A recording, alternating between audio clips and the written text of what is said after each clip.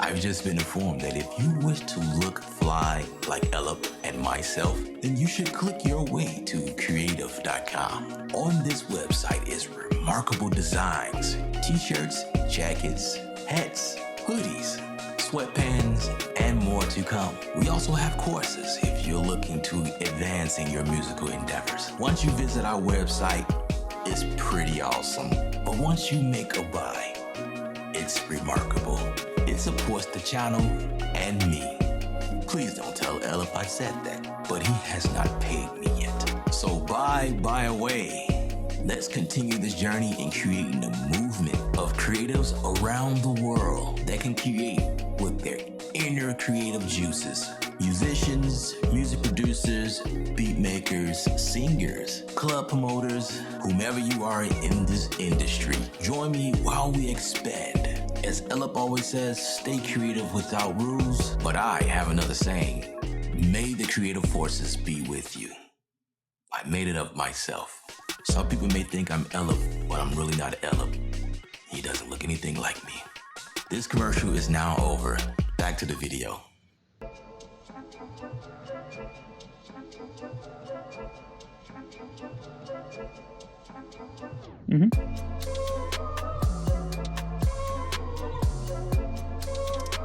Yeah, I'm watching it in the side window over here.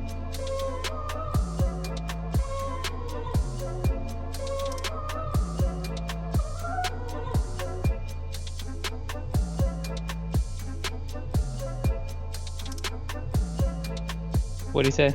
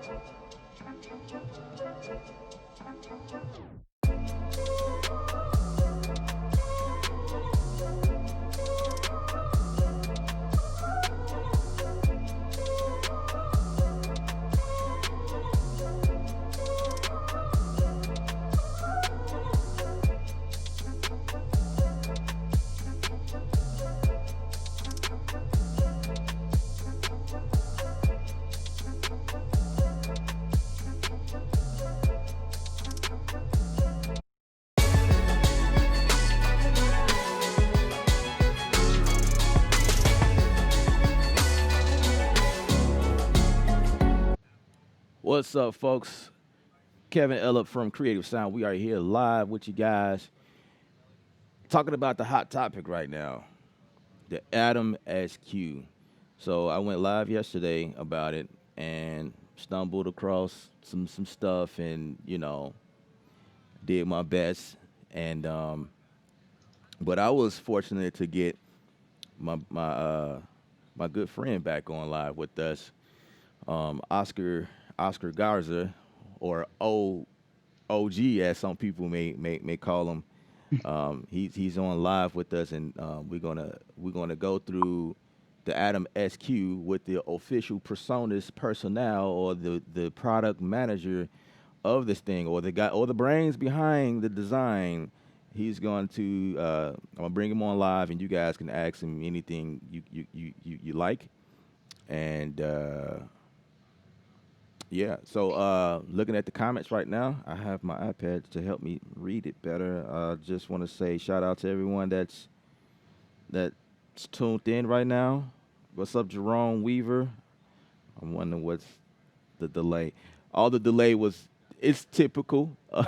The delay was technical difficulties. I apologize to you guys for that. Let me turn this off.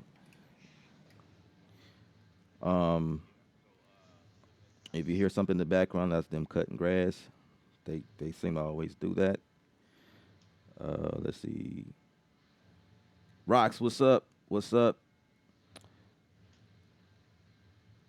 TikTok, welcome to the stream. Grimy, Grimy is here.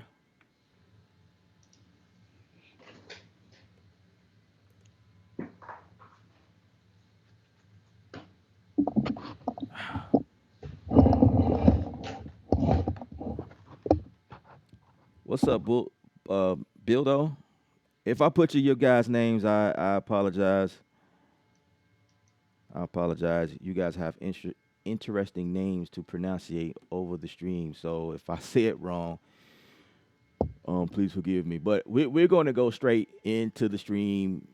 So any of you guys that was looking at the Adam SQ, we're going to go straight in and just start it up. We're going to fire it up. So welcome back, Oscar, to the stream.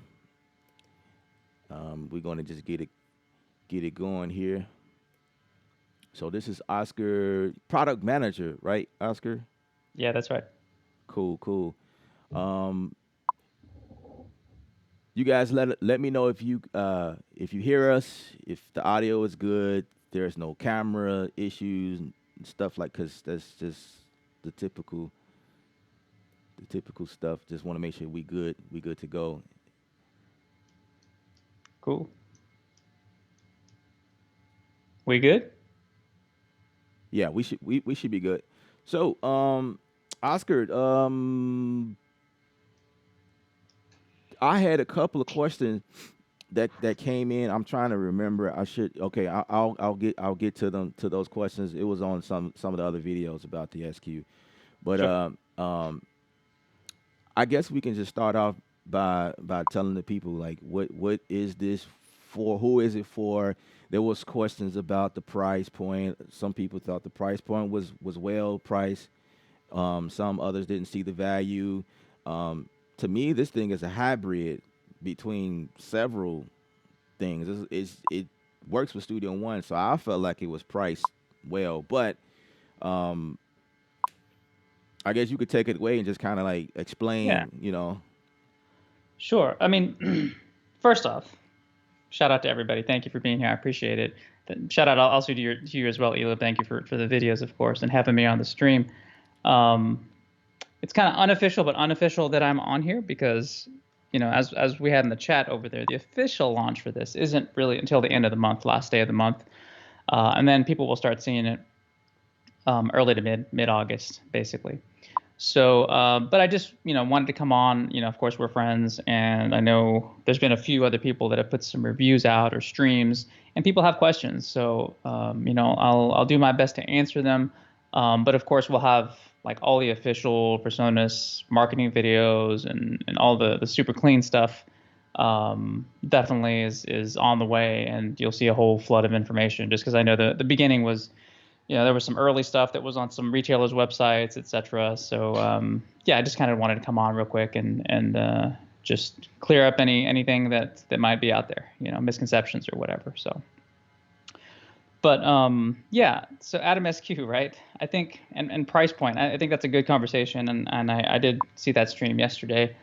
Adam SQ is just different, right? It's not just a MIDI controller. I think if you just took it as a straight up MIDI controller, it's a solid MIDI controller. You can use it in FL, you can use it in Reason, Logic, Cubase, and all that type of stuff. Solid controller, great pad controller. Maybe I can show you some of that a little bit as well later, even though I know the crowd here is mostly Studio One.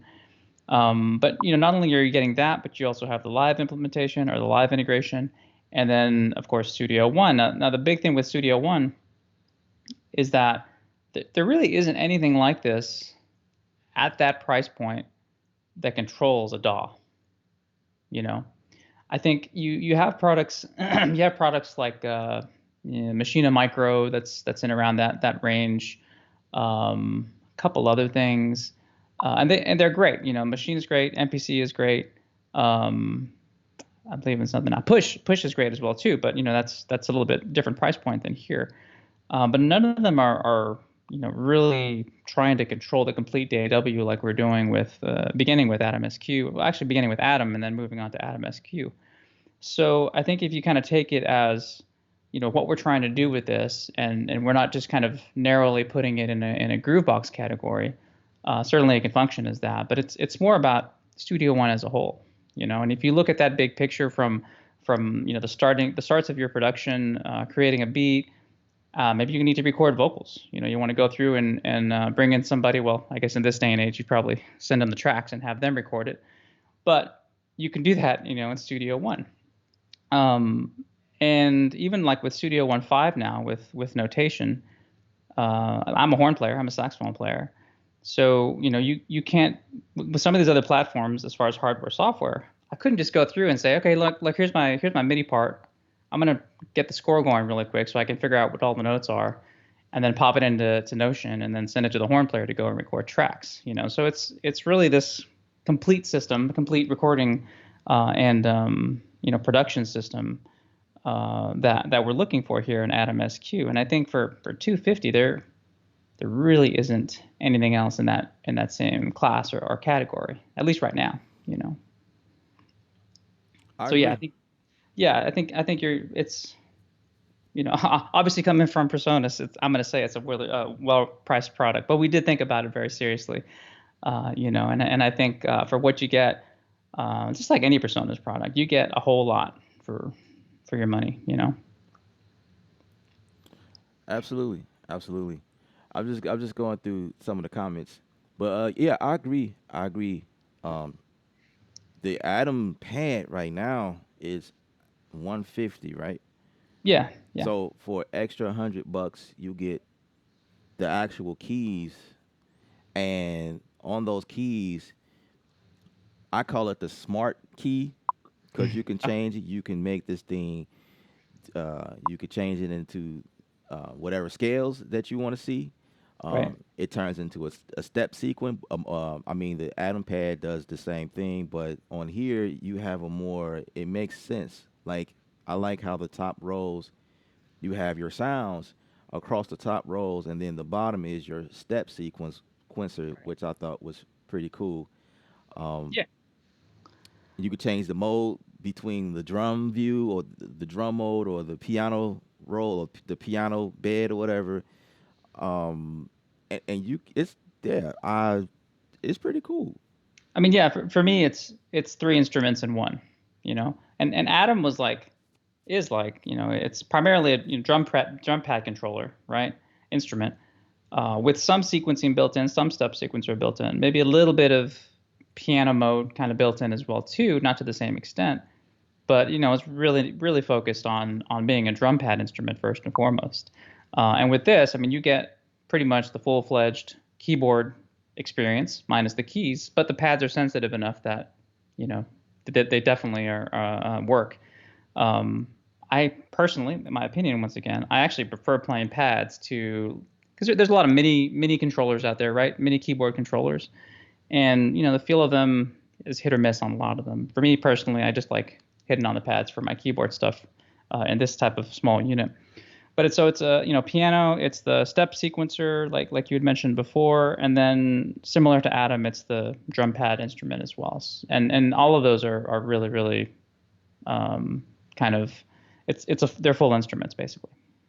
Nice, Yeah. nice. All right, that's what's up. So for you guys that are watching, if you haven't had a chance to hit the likes up on the video, I appreciate it. If you are not subscribed, I appreciate that you subscribe to the channel, as I am always covering stuff like this all the time.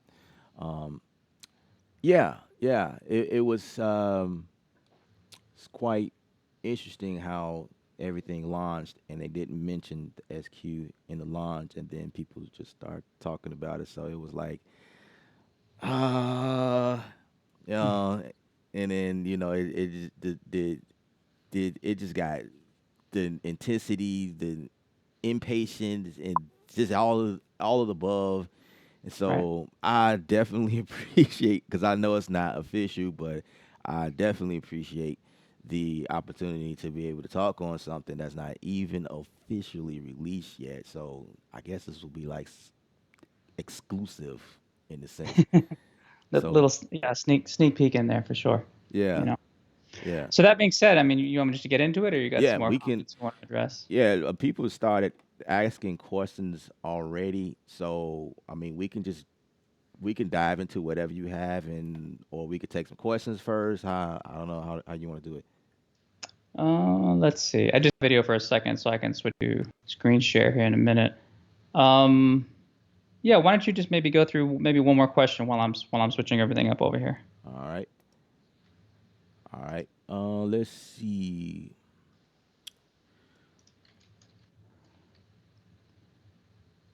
Jerome says, "Look to be a great product, price at the right price, in my opinion." I agree, Jerome. I definitely agree with that. Welcome everyone to the stream. Um, any special features or integration with the controller and the new show page? How do you see this evolving in terms of being a controller for live performance in Sure. Studio One? Yeah. So, sorry, let me touch my mic here for a second. My boomy. We do have actually in the user section of it, we have a page that's to some show page controls. So things like jumping to the next item in your set list or the previous item. Hey, Oscar, your camera's not coming through. I switched to screen share. Let's see what else we.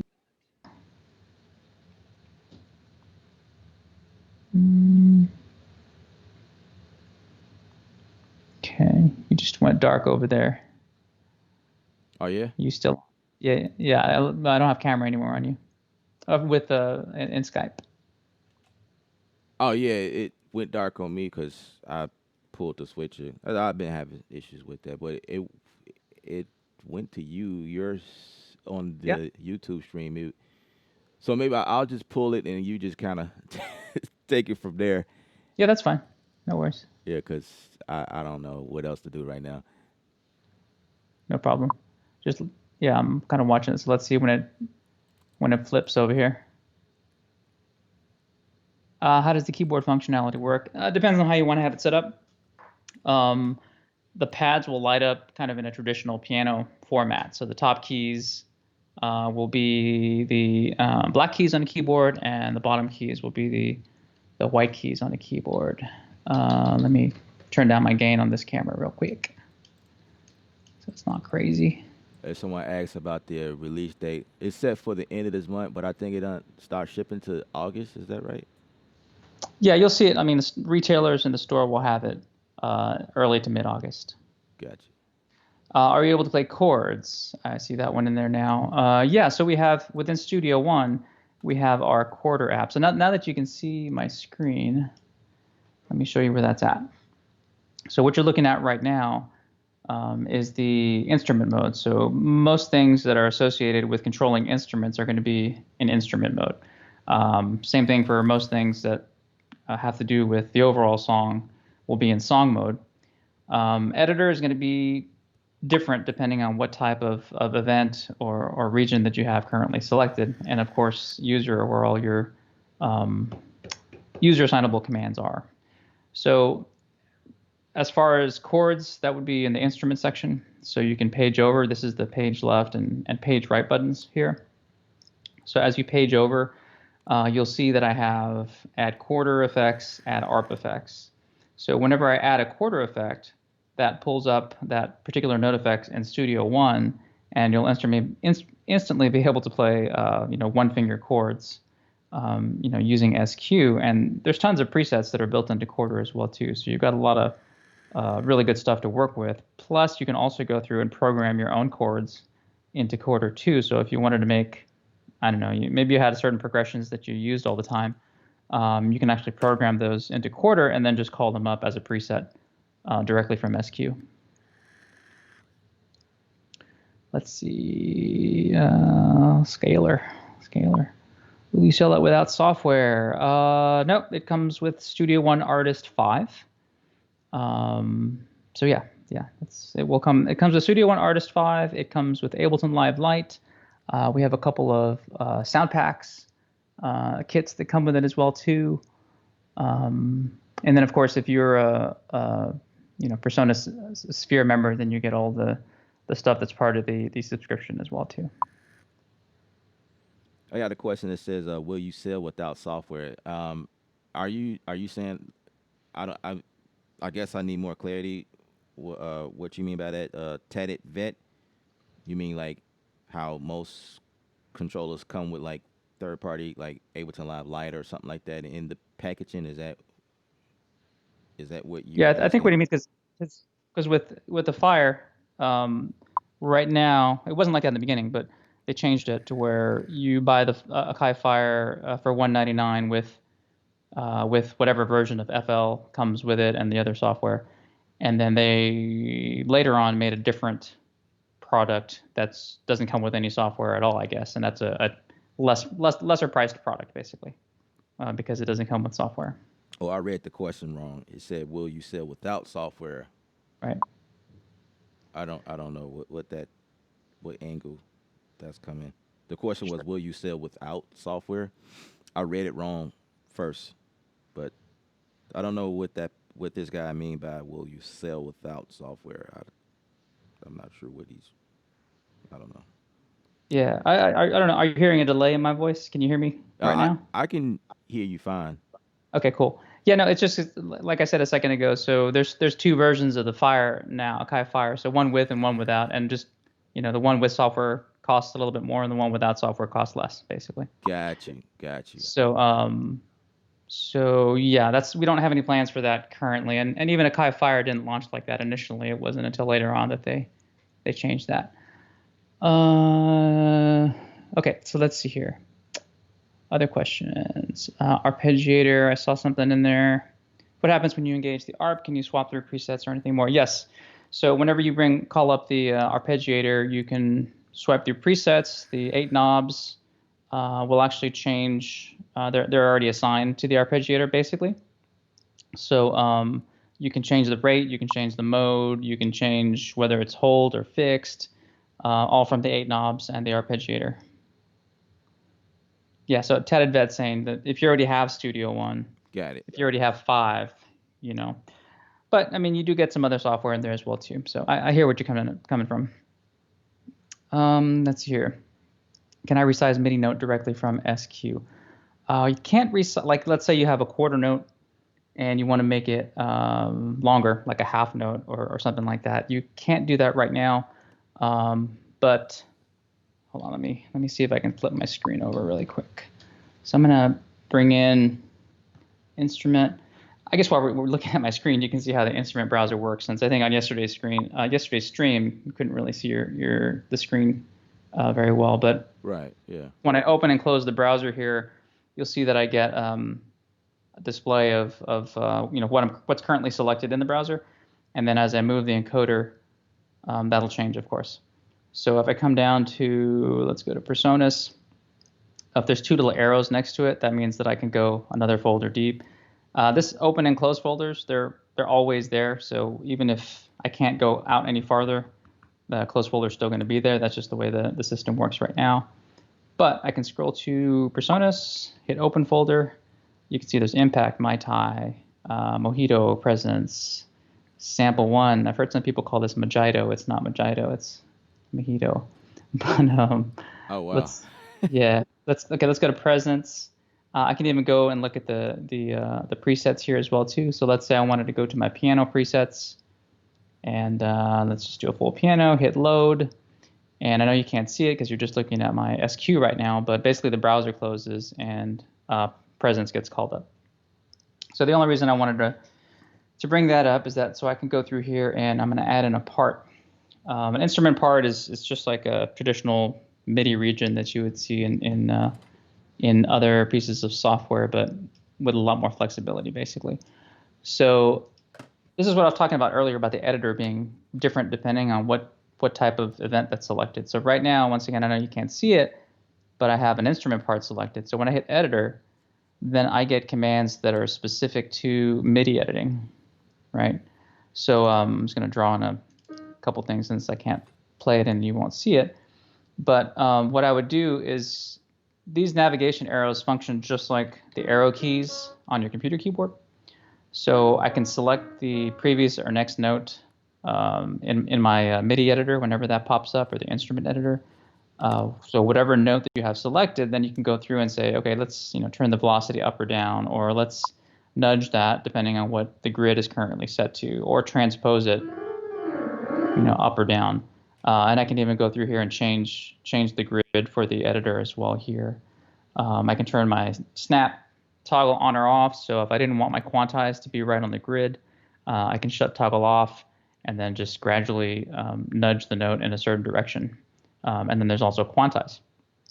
And then on the next page, I can humanize, which just basically means, let's say I have a bunch of hi-hats and a 16th note pattern, and I just program them in so they're all the same velocity and they're right on the grid. Doesn't sound very human.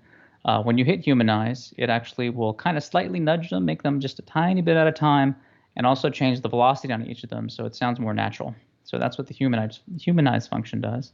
Restore just means if you played your own timing the way you performed it and then you quantized it, you can always go back to the original performance. We can split at the grid, which is super useful for rolls, and then basically extend and repeat parts at the end. So let's see if I'm going to pop back to the YouTube thing and see if I missed any questions here. So you can't directly, I didn't get long, it's kind of long-winded. You can't directly resize MIDI notes.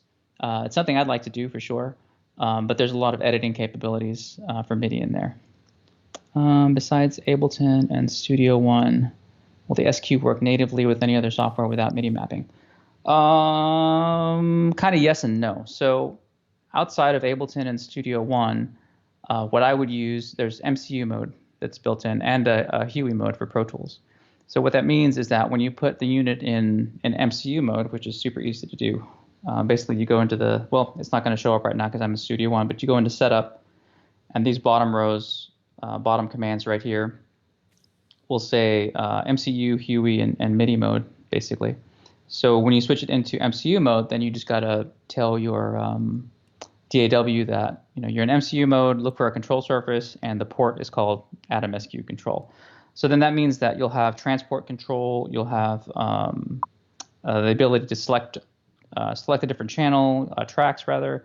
You can solo, mute, record, zoom in, and move the cursor as well too.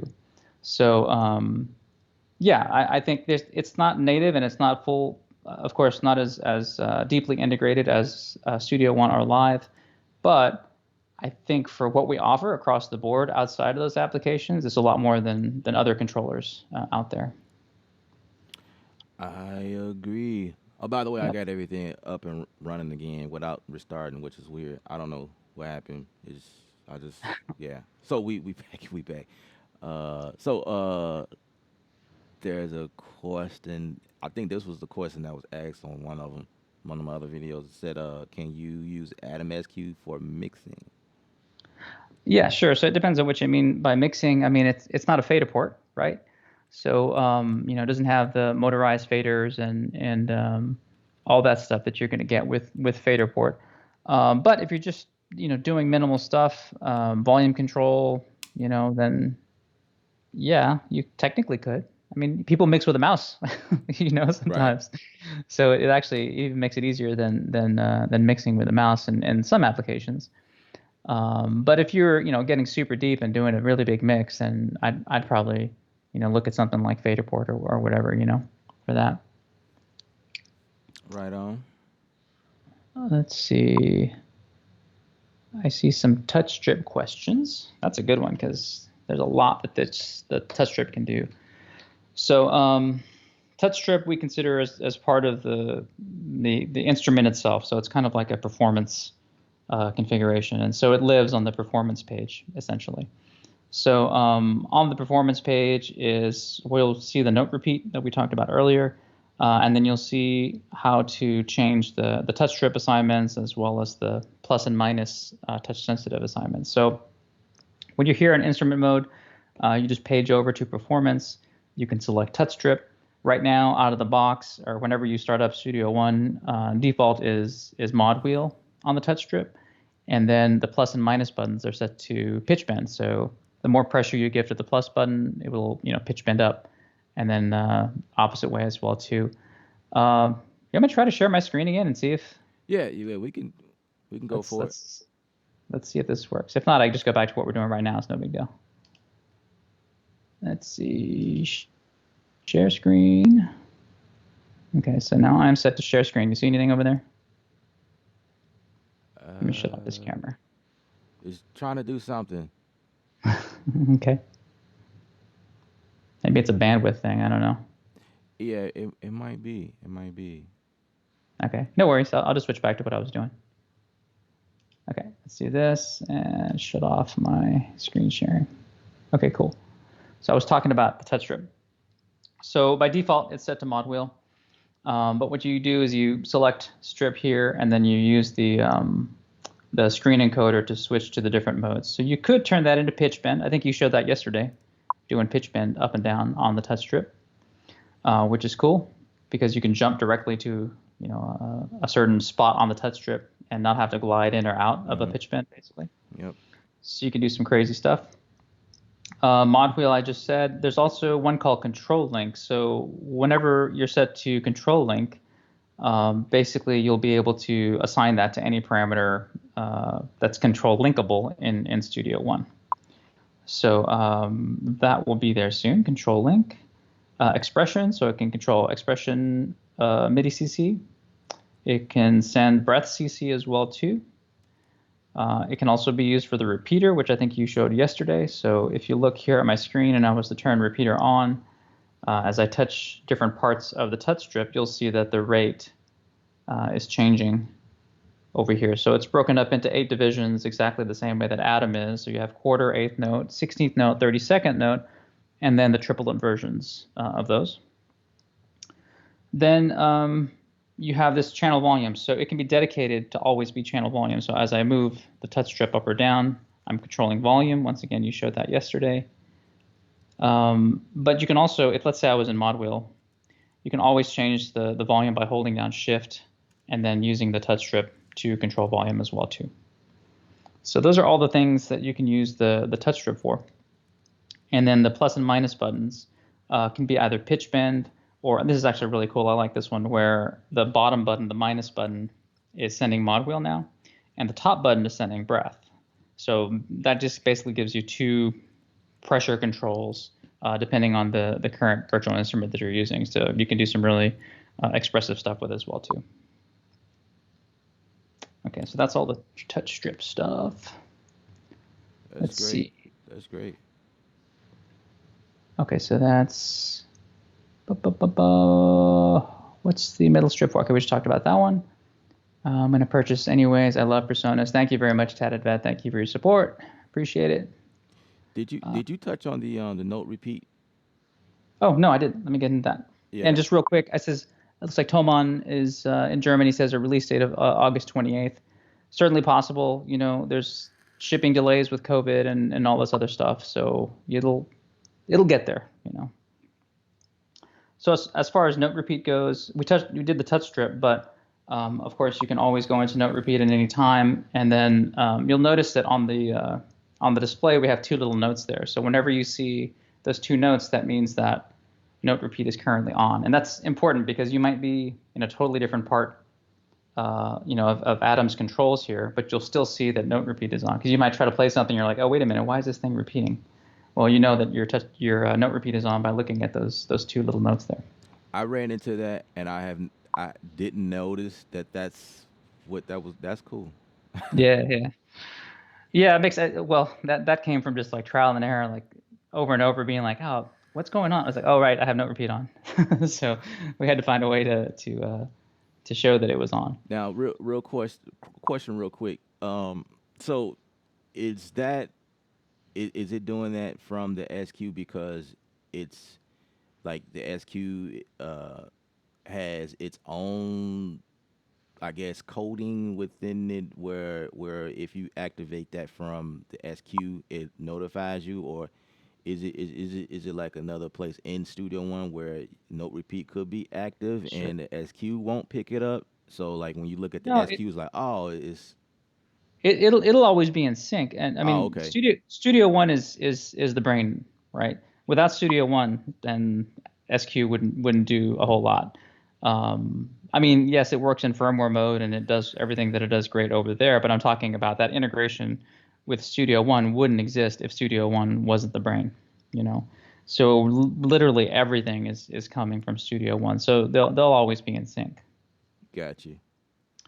Okay, so that's note repeat. Let me see some other questions here. My favorite video. Presonus gets time to watch it. Shows. Thank you.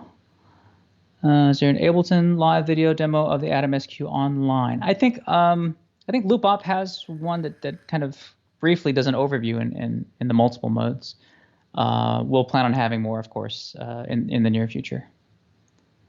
How would you use it for mixing in Studio One? Same like Ableton. Yeah, I mean, I guess so. They're kind of different beasts, I think, as far as Studio One and Ableton just overall.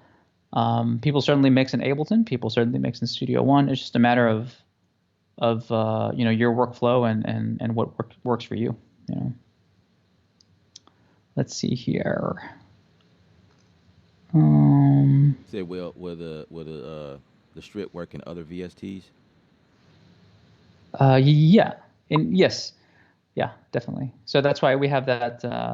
It depends on the VST, right? So some VSTs can use breath and expression, mod, all that type of stuff as a controller. So as long as the VST itself supports those controls, then yeah, absolutely. Oh, here's a good one. I got this a couple of times.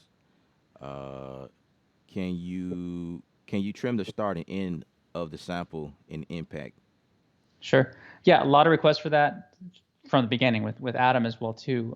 Definitely aware of it, and I know that people have been putting it on feature requests and voting it up on our Q&A section. Yeah, I know it's important, and I know especially if you use MPC or Machine or Push for that matter, that those hardware does have that feature. So we're looking at it, and once again, no timetable, but we're definitely aware of that. Cool. Let's see. Y'all make a good duo. I know we do. We should go on the road. Right. Take the SQ and talk about it. That's right. I know. I need to work on an affiliate link for eLib. That's for sure. Yes, indeed. Yes, indeed. As you can see, you see it's like pressure. The comments is just coming in, and it's like people are like, you know what, I'm going to buy it because Love got this. Yeah, I liked how he works, and it'd just be cool to have an affiliate link. I'll be trying to. I understand. And there's probably people watching right now from Presonus that hopefully we'll make that happen sometime soon. Let's see here. Is it possible that Atom SQ could have a timing feature for chord note start delay and a delay similar? Yeah, I mean, anything is possible, right? What I would do is, if that's a feature you want, because remember, chord is part of quarter, so that would be something that we would need to add to quarter in the future. So if you haven't gone to it yet, please go to the Q&A answer section of Presonus support website and put your question there, and we'll take a look at it. And if it gets voted up, then of course we'll see what we can do. Okay, let's see here. Can you trim? You just said that one. It's safe to assume that the SQ is the best controller for adjusting all Studio One native instruments and plugging by default. Let me try that again. Is it safe to assume that SQ is the best controller for adjusting all Studio One native instruments and plugins by default? Yeah, I mean, I think so. Not just Studio One native instruments, but any third-party virtual instrument or effects as well too. I think once again, it's not necessarily about SQ. However, it's nice to have that control at your fingertips. Studio One is the way that we handle control link and the way we map things. It's not like other applications where you might set a particular control for a plugin and then you lose it, whenever you open up another session, or you have to have a template with that same mapping over and over again. Once you map it in control link, it's there forever, so no matter what song or session that you're in, it'll always be there for you. So yeah, I would think you just set it up the way you want it and just run, you know. Let's see. I have mine on pre-order. Thank you, John. Much appreciated. Regarding mixing, could you demonstrate shortly how it would work in Studio One, like volume, pan, send, EQ? Well, right now we can only do. Well, actually, there might be another way. Hold on a second. And I can't really demonstrate it because we can't share my screen at the moment. Maybe we can do a different video. Once again, if you're going like full on, you know, using sends and doing full on mixing, I would still recommend a fader port in that situation. It's just something that SQ would get you by if you were just using a mouse. It would be better than using a mouse for mixing. But we definitely have better our hardware that's better suited for mixing in general. Right. I mean, SQ is just meant, you know, throw it in your backpack with your laptop and, you know, take it wherever and produce, you know. I'll say in a lot of ways, the SQ reminds me, and I'm not by any means comparing the two, but I feel like it has some properties that reminds me of the machine because one of the features I love in machine is when I am inserting a pattern, kick, snare, hi-hat, whatever, I can, like, instead of going to the mix page, if you, any of you guys watching, if you're familiar with how the machine works, there's a mix page where you go to and mix the different pads or whatever. But there's also a quick function where you can just hold down a pad and turn up the volume. Just hit the volume button and you can adjust your volume from the start. So you can do the same thing on the SQ. You just hit shift and hit the touch strip and it adjusts the volume immediately, which is really Right. cool. Right, exactly. It just gives you quick access. I mean, it's really useful if, you know, maybe you have a virtual instrument that it's just super loud. You know, you get, you know, I'm sure you've been there. You get that one synth patch that's like, holy, Right. you know, that's too loud. So you know, turning it down really quickly and having quick access to that is actually pretty awesome. And that was a late feature that we added. And shout out to the folks in Hamburg, both Mark and Thomas, that brought that up. So that wasn't even my idea. Go figure. Yeah, because I don't even remember. I don't even remember that part Yeah. during the beta testing. So that's Yeah. that's Yeah. really No. cool. Yeah. I mean, it I think it comes down to, yes, I'm the product manager, you know, for the hardware, but it takes a whole bunch of really talented people to put all the software and everything together. And you know, I think everybody, I know everybody at you know, as far as the folks that develop Studio One, a lot of them are musicians as well too. So you know, we vibe really well overall. Let's see, mixing we talked about. Okay. Can you control the pattern step sequencer inside of scratch pads with Atom? I haven't really tried that. As far as using the scratch pad for pattern stuff, I think that's probably one of those things that probably does work, but I just haven't tried it yet. You would just have to have a pattern over in scratch pad. Yeah, the scratch pad to me is the same as being in the main workflow.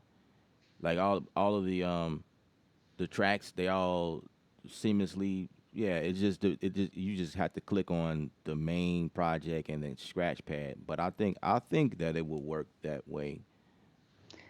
Yeah, because I don't see why it wouldn't. I'll try that out later, but I'm pretty sure. And I think we were talking about this before we went live, is that, you know, there are all the direct features that you see from SQ that are obvious, and then there's a whole bunch of things that are not obvious because you can start putting these things together in different ways, and all of a sudden you're like, oh, wait a minute, I can do this, I can do that. I didn't think about that before. You start, it's almost like combos, right? You're starting to build all these things up together, and then you start working faster than you have before. So you know, for sure, I mean, you see everything that you can and you take that at face value, but you got to remember that because of the way the Studio One is built and it's so dynamic, that, you know, depending on which area you're at, some of these things are going to have a different function and you can combine them in different ways. Okay. John says you can map the knobs, but I don't think it would be efficient. Yeah, that's a question I have too Sure. about the knobs. That can't be customized, right? Or can it? Well, it depends. If you're talking about like VST control, whether it's instrument or effects, yes. Okay. So those can easily be switched. If I had my screen, I could show you how to do it, but it depends. I think if you're talking about efficiency and that you want to have all controls available to you at all times, then no, right? Because that's just not possible. There are too many parameters and there's too many knobs. But that being said, certainly with every VST, there you always have your go-to things that you always reach out and grab, you know. So I think having it's almost like your favorites, right? You have Mm-hmm. your favorite knobs that you always kind of go to, whether it's something simple like filter cutoff or whatever. So I think that's really the purpose of mapping things out is that, you know, for the things that you reach for most often, you know, you set those up in third-party VSTs, or if you want to reassign the Studio One ones, that's fine. Um, but I think that's kind of the workflow with it rather than having, you know, everything accessible at all times, which would be awesome, but that's a lot of knobs and a lot of space. Right. Right. Um, that which is the reason why I like the user page. You have 4 different pages, and you have 6 parameters or 6 different buttons on each page, which is really cool.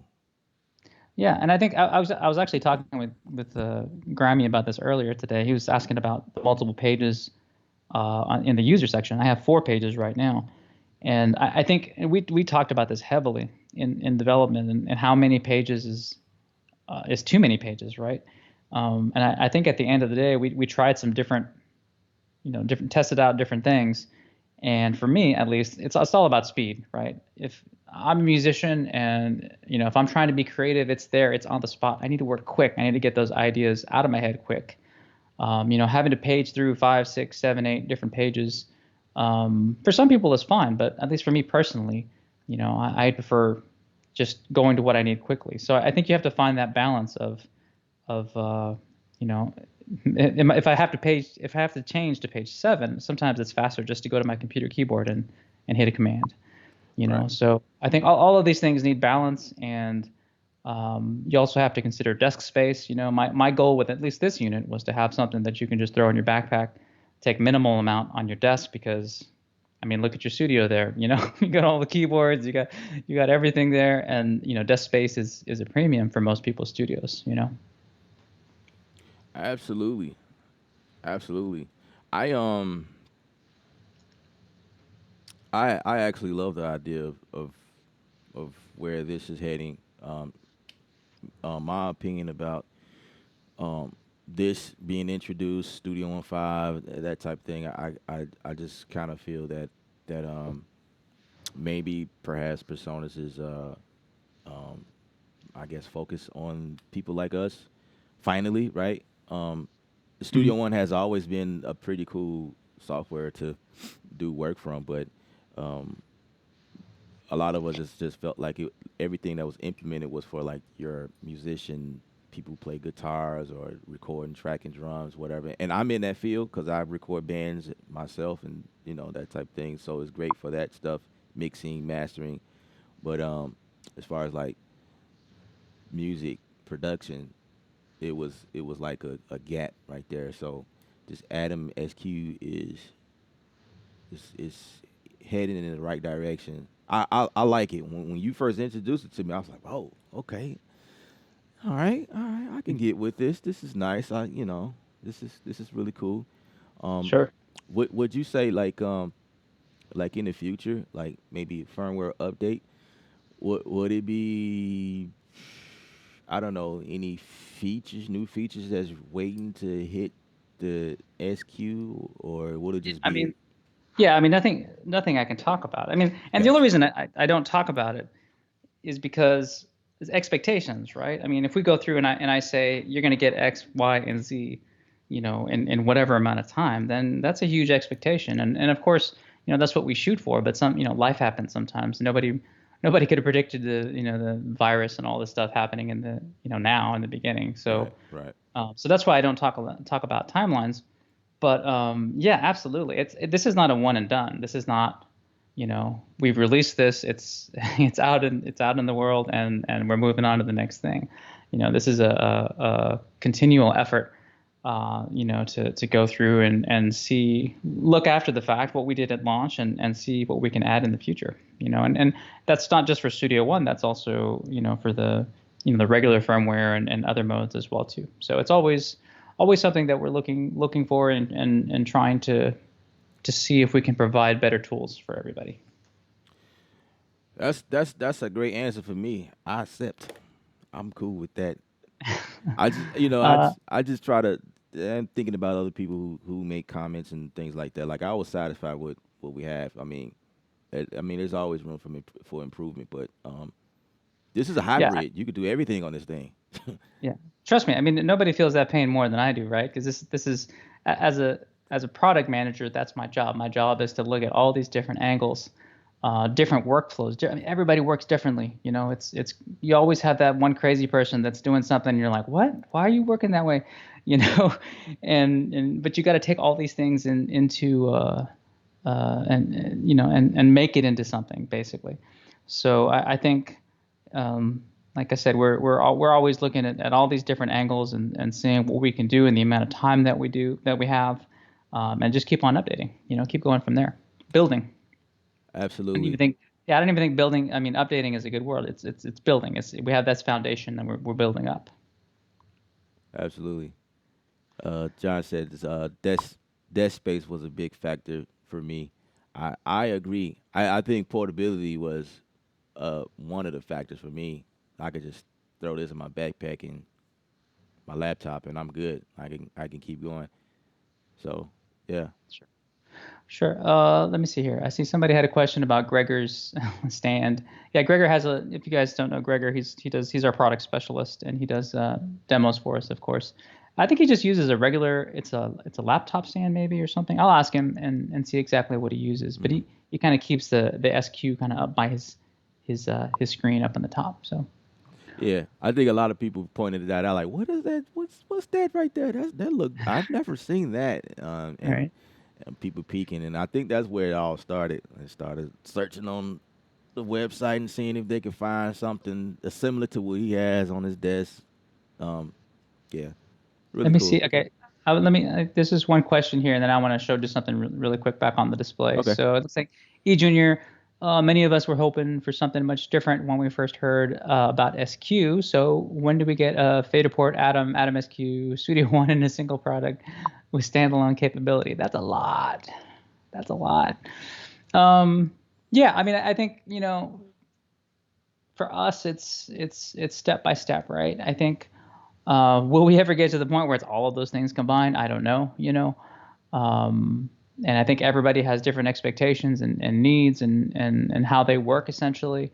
But I think, the more things that or the more feature requests that you guys put up in our answers thing, the more we can take that and I can go to my boss and say, hey, we need something like this, So, I think we take these in steps, and I think generally speaking, most people feel like we're kind of going in the right direction. And I think we do it. I know we do it kind of a little bit slowly because we want to take as much input as possible before we move on to the next thing, rather than shove something into people's faces. Right. Let me show just real quick the pattern stuff that you were showing yesterday. So. A little bit earlier I had editor, but we were looking at a MIDI event or a instrument part event. Right now, once again, you can't see my screen, but I have a pattern in the timeline. So, of course, I didn't select it. Let me go back over here real quick. Let's select that. Oops, maybe I didn't put a pattern. Let me delete that. My bad. Add a pattern, please. Thank you. Okay, so now we're in a pattern. And you'll see, once again, depending on what you have selected, the screen is going to change, whether that's a instrument part, which is a MIDI region, or a pattern, which is the step sequencer, or an audio part. So this is what it looks like when you're looking at, my light is getting into that, when you're looking at the pattern editor, basically. So the first page are the global commands, basically. So I can change the amount of steps globally from 16 steps, all the way to 64. I just select it and then just move the knob, of course. Then if we wanted to change the resolution or how fast or slow these notes are going to play, default is 16th note, but of course you can change that. I think yesterday you were blazing at 64th note or something like that. It was you were doing some crazy stuff. It looked cool, but it was getting into like all that what do they call it? What do drummers call it? Polyrhythms and stuff like that. All sorts of crazy things. So you change your resolution here. You can change, the global swing, add swing to the overall pattern directly from here. And then, we work on variations. So variations are patterns. So this is my first variation. And actually, the name of it actually follows whatever you name it in Studio One. So if I use my mouse to double click where it says Variation 1 in Studio One, and I type in, I don't know, I'm not feeling very creative today. Let's just, part 1, right? You'll see how on the screen, it actually changes to say part 1 as well too. So whatever you name that particular variation will show up here. Now, if I want to make a new variation or duplicate it, I have 2 buttons for that. So I can duplicate that. Let's say I have my kick, and then I want to add hats to the next one. And I just got to duplicate it. I hit duplication, and then notice I renamed it, so it's going to go back to saying variation 1 again. But once again, if I was going to name it, I would say part 2.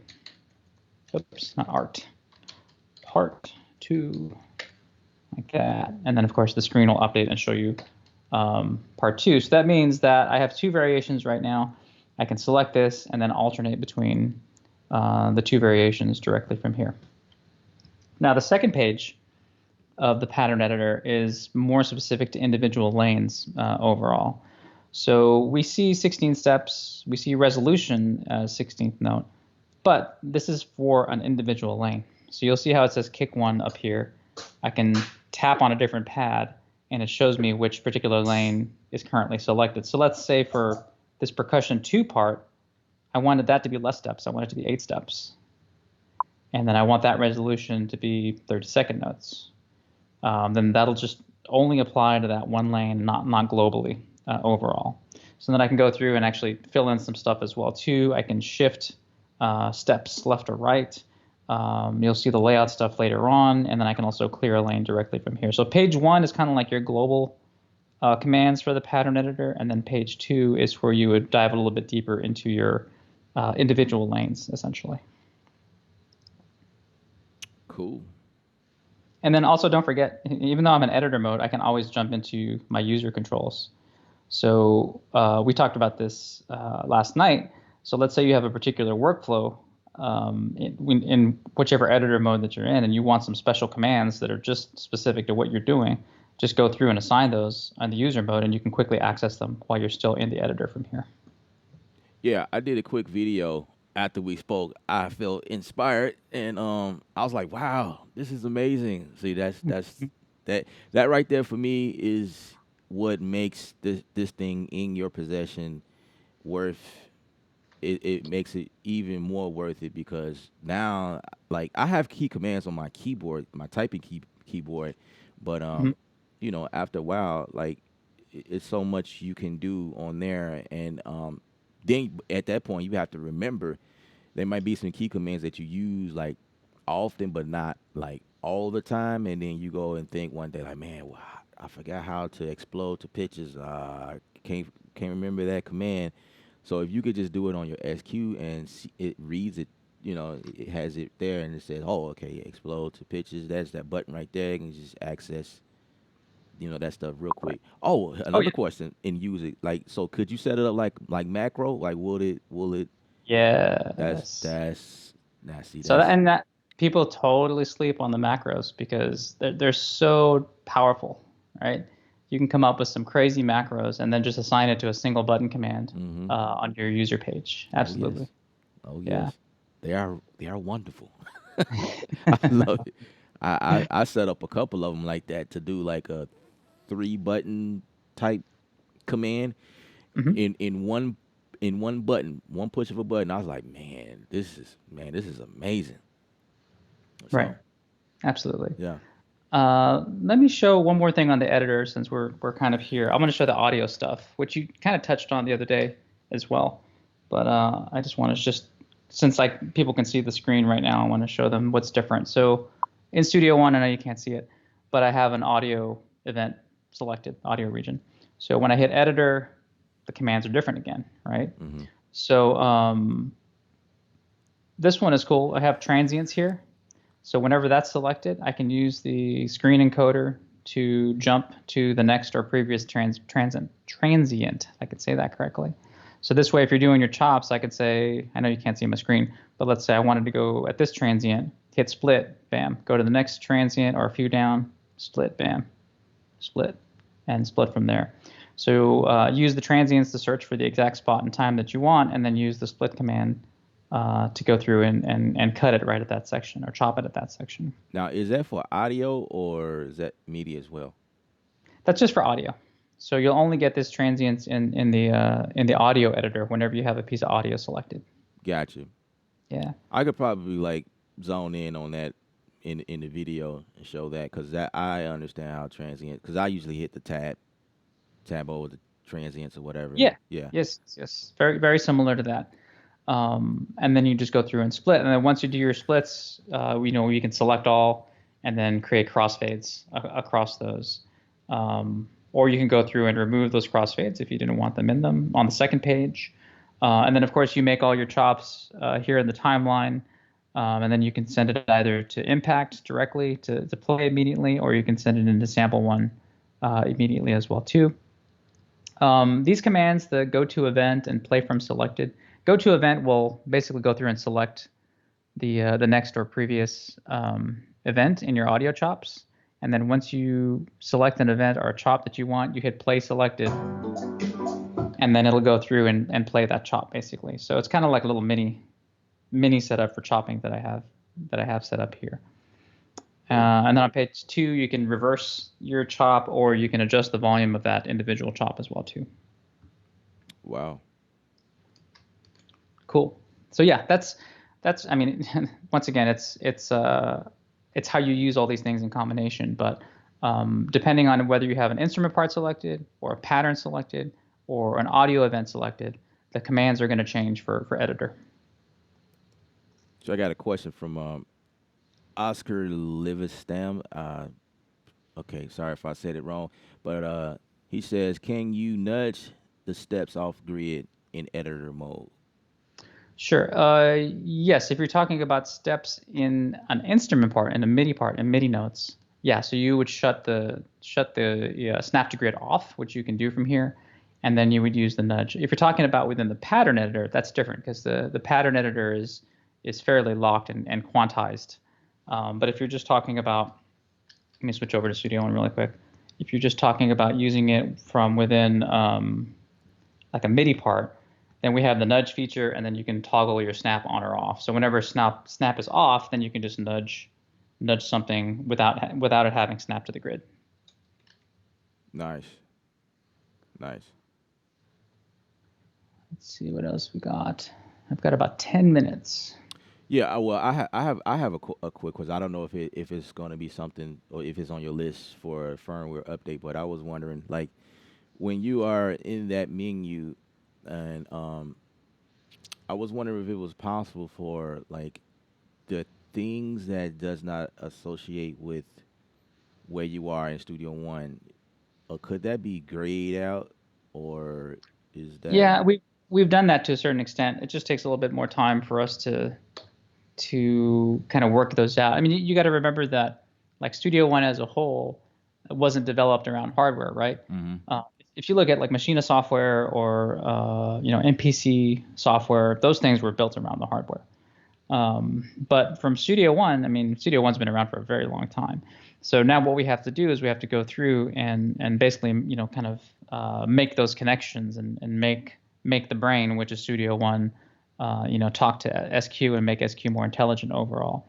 So over time, we'll go through and kind of make them talk a little bit, have better communication between each other, and be more aware, I think is a better word for it, of what's open, what's not open, and gray out things as we move forward. So yes, that's something that we're working on.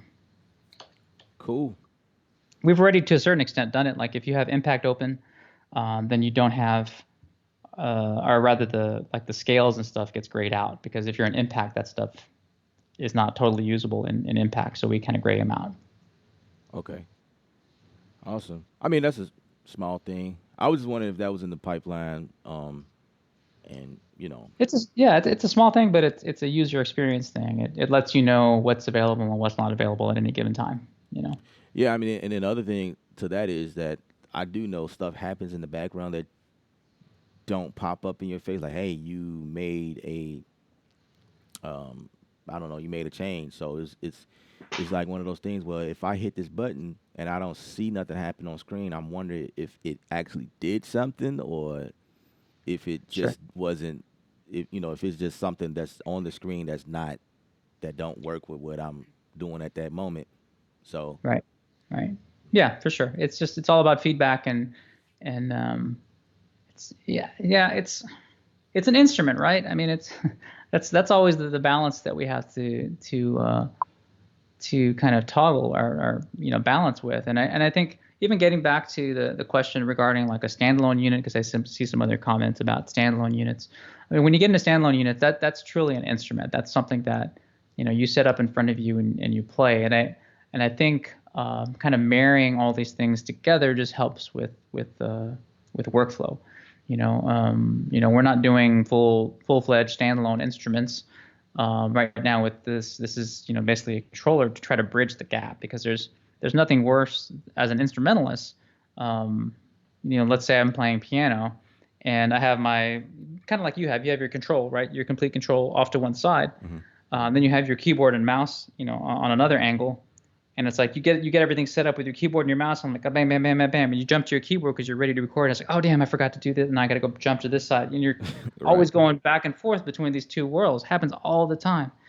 And I think what we're trying to do is just try to bridge that gap as much as possible, to where you can stay in that creative flow with a DAW, not just with one component of a DAW, and just allow you to be right there, creative at the time. yeah, yeah. You should have seen my setup before this one, man. I had stuff like, because I had a bigger space, and that was a headache, and I had to like work to like make things, connect things a little closer on a desk, and it was, yeah. So Right. I've always was a stickler for integration and things right there, because I want to, and me personally, I'm not a keyboardist like you or whoever. I like to just put my finger on the chord position, because I found it, and then hit record, bam, and then I just record it in place. And to Right. your point, like, if I have to like scoot down to the other side of the room just to hit record, I'm not gonna remember that note or that Yeah. chord. Exactly. Exactly. Yeah, Um, and I think I'll call him Other Oscar. Other Oscar. yeah. So looks like he's talking about step sequencer and pattern editor, so like a delay function. So yeah, right now we don't have a delay function built into the pattern editor. However, what you could do if you had your pattern kind of set, this is the beauty of this convert to pattern, convert to part functions that you kind of went over yesterday as well. So you could have a pattern, and say you want to tweak it in the world of MIDI outside of the pattern for a minute. Excuse me.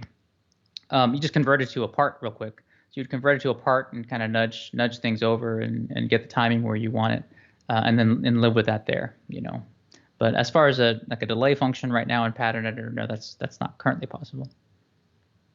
Cool, cool, cool. That was great, Oscar. I definitely appreciate your time. I know you got to get out of here, and I definitely appreciate this.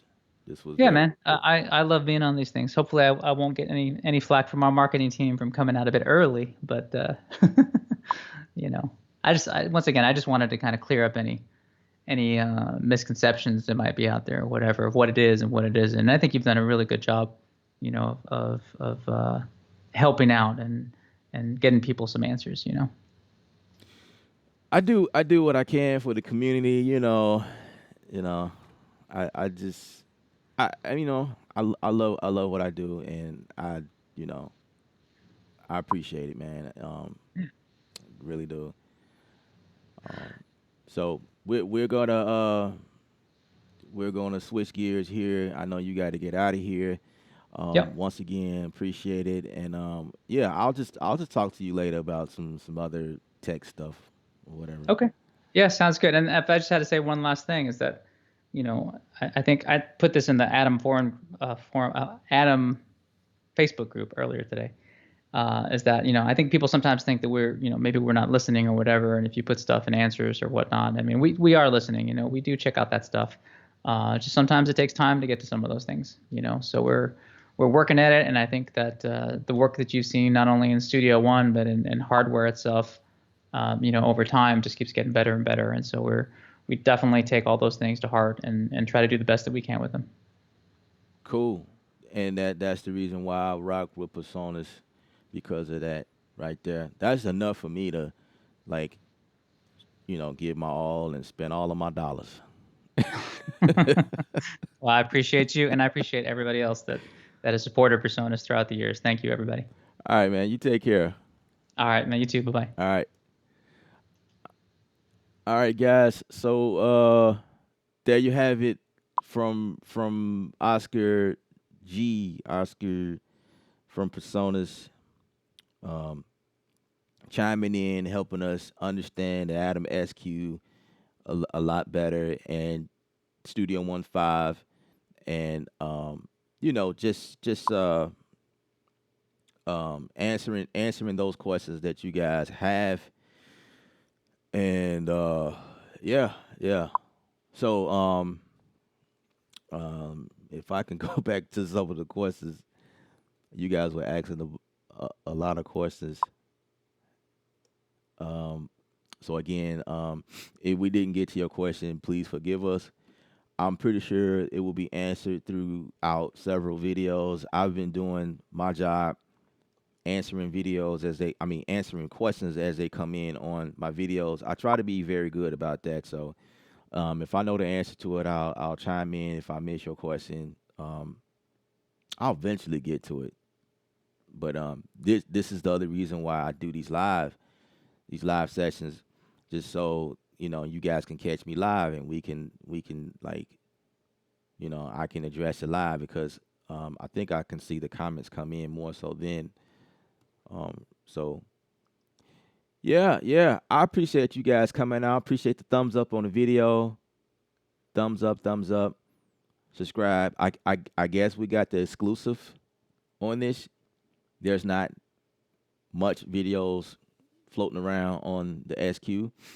Of course, I had to get permission to start talking about it, and I've gotten the thumbs up from another one of the another manager. But he wanted me to say, just realize that uh he was saying it. Just let him know that it won't be shipping until the end of the month. So I'm thinking like July 31st is when it will become like live on all markets. Right now you can pre-order it, and it will become live. But then right now this is a hot product. So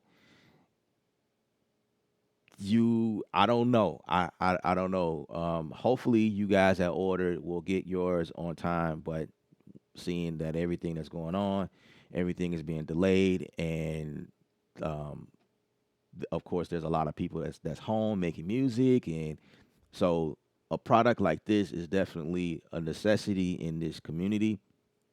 And if you if you hit back to back order lists, I don't know. I don't know how many units that they made to push out the first go round. I was told that the Atom Pad did very well, and so here's the second iteration of that, more so like a hybrid. So in terms of like the price, I think this thing is priced very well based on everything that Oscar explained. So um, I don't know what else to say.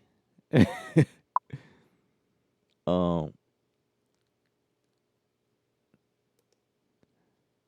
Yeah, Jerome. Yeah, yeah, yeah. So everything right now is back not back order, but everything is pre-order at the moment.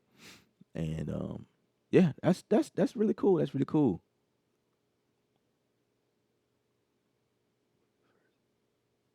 Yeah, John, between the first and the middle of next month. Yeah, yeah, yeah.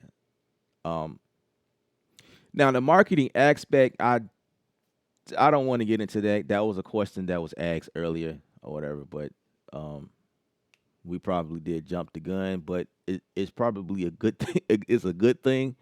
Um, I can't be the judge of that because I'm not the marketing specialist there. But I mean, the hype is cool. Like everybody, you guys already done found out about it, and the hype is there. And I've gotten the green light. Say, go ahead, just talk about it. You could do it, but just know it's gonna be, phew, it's gonna be a wait. It's gonna be a nice little wait. Um, so yeah, the SQ is here. I have the unit in my hands. I went live yesterday, and did my thing with it, and I probably stumbled around it a lot. You know what I mean? Which which is cool. I like how I stumble across stuff. You guys know me. I stumble across these things because that's how you're gonna do it. When you get your thing in, you're not gonna read the manual. You're gonna plug that thing and be like, oh, what does this do? Oh, that's you know what I mean. That's what you're gonna do. And like with the manual, when you get firmware updates, the manual becomes obsolete. I guess you could download it online. I guess. I guess that's how you could do that. But I mean, I'm here to make music and make it happen. You know what I mean? I ain't trying to look. I did the school. I got my degree. I got my degree. I got my college degree. It's time to be creative right now. I could read later. If it's something I really really can't figure out, then I'll look it up and try to figure it out. You know what I mean? Like I don't know, search for something or whatever. But most of the times, because I've been doing this for so long, I could just like look in and say, oh, I have an idea as to what that is and what it does. Yeah, So that's really cool. That's really cool. Um, and once again, I apologize to you guys. We started off a little rough during the stream. First of all, started a little late because I was having issues. That's the first thing. And then when we went live, I thought we was okay, and then boom, my mouse stopped. Oscar couldn't get his screen because we tested that all before. Like it came in perfectly and everything was good. But when you're doing anything like this, it's always something that goes wrong when we go live. So that's but I'm hard on myself.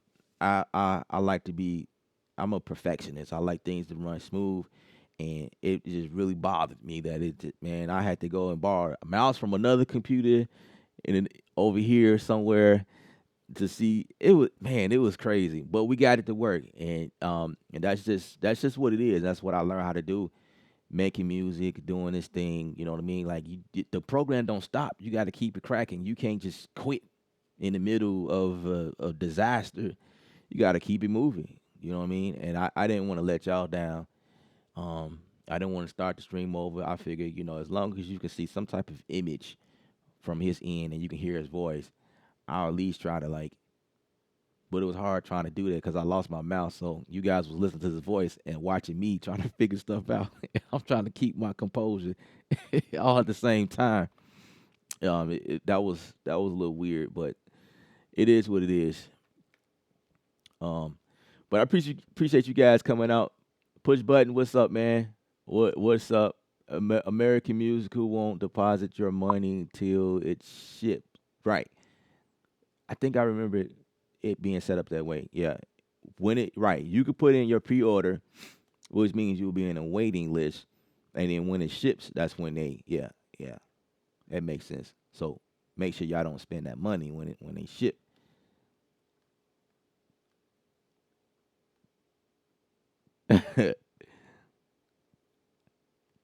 88 keys. You say uh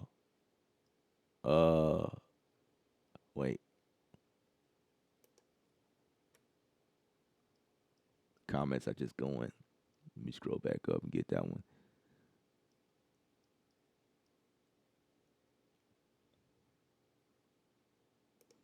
I just cashed out in Ball Studio 15 artists. My pockets kind of dry. My son's birthday next month. I gotta buy gifts. 250, not easy right now.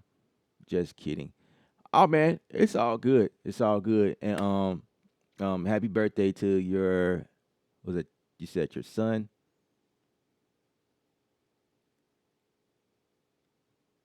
Yeah. So happy birthday to your son. Um, and I totally get it. I totally get it. Um, and I think that's where some people angle was when we got to the price point.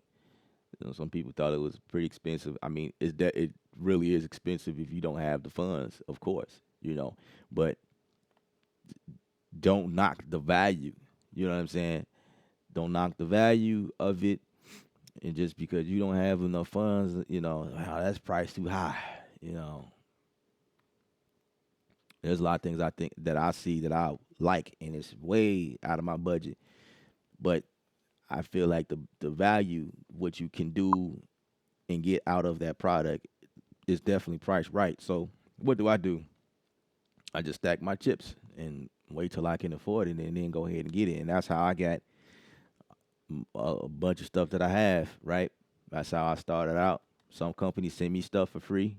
I'm fortunate in that situation, but there's a lot of things that I had to pay for that I own. You know what I'm saying? And you know, if you can't afford it, that's totally fine. Hey, especially during this time, it's weird. We live in some weird times right now, and trying to make sure that you are good and your family is good.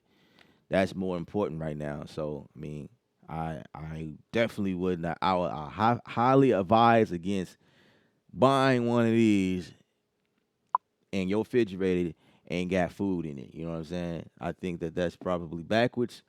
And I'm gonna be honest, that's almost something I would do because I'm a music head or whatever. But I mean, that's not wise. I come to my sisters after a while, like, nope, I'm not gonna spend this money and buy this right here because I need to make sure that everything in the house is good. But it's tempting, you know what I'm saying? Like, man, I could buy this, you know what I mean? I get it. I totally get it. I totally get it.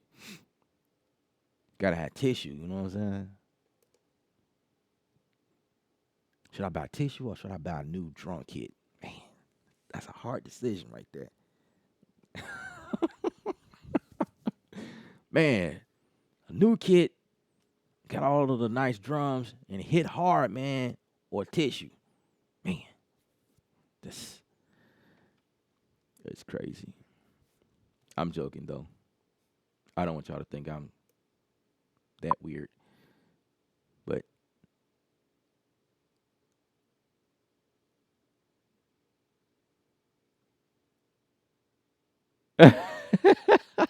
exactly. You're driving around with big rims and no air. Exactly.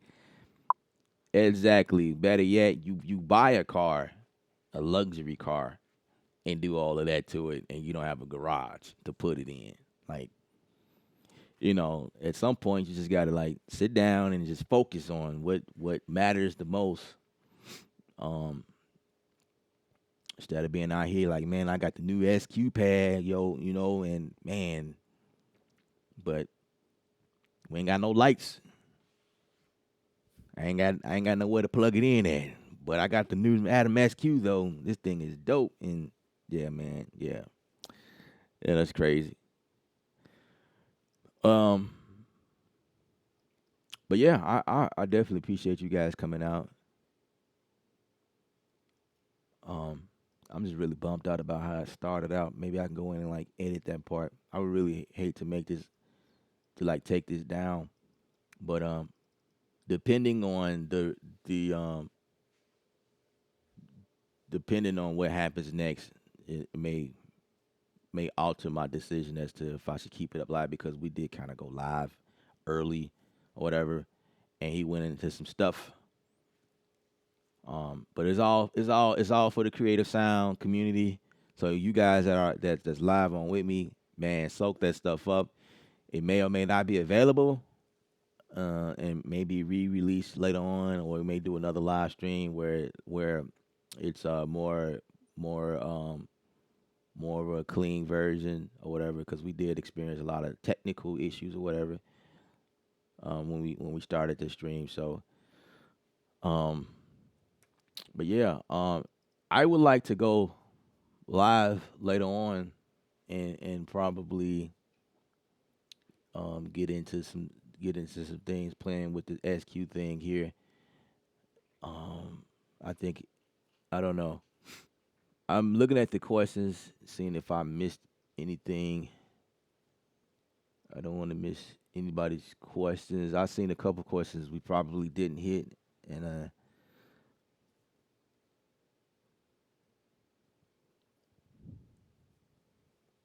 here's one. Is it safe to assume that SQ is the best controller for adjusting all Studio One native instruments and plugins by default? I would think so. Maybe he touched on that. I don't remember that this question, but I would say yeah, he probably did hit this, but I would say, it goes back to what he was saying earlier. Like Studio One was built first, right? So Studio One been out for a while now. SQ come in at version 5. So just imagine from 5 on all the way down to Studio One, the first version. Uh, you got to catch up with everything that's in Studio One and make it really optimized. Right now, it's super dope where it is now.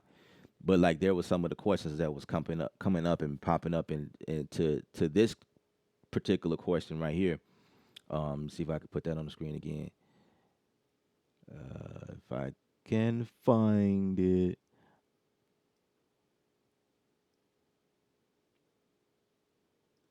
Okay, I can't find it.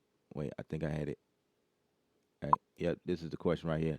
So, according to this question here, I think that what he was saying was over time, and this was my point yesterday when I went live. Over time, over time, things will get better.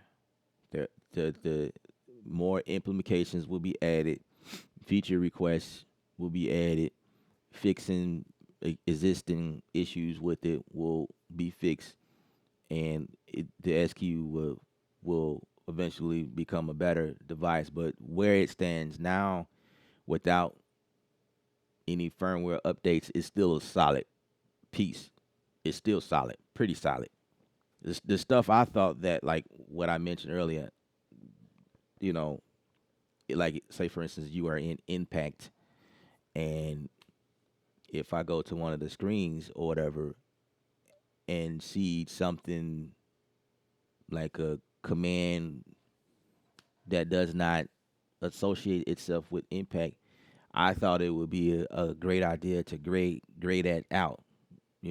There should be some indication in here that states that, okay, these are the commands that works with Impact, and these don't. Grade them out or black them out or whatever. Um, so right now, when you go in here, it's just you see everything that's built in. So when you toggle over and move over, page over to the next page, you're gonna still see all of the like key commands in there or macros, that's gonna control like the global or whatever.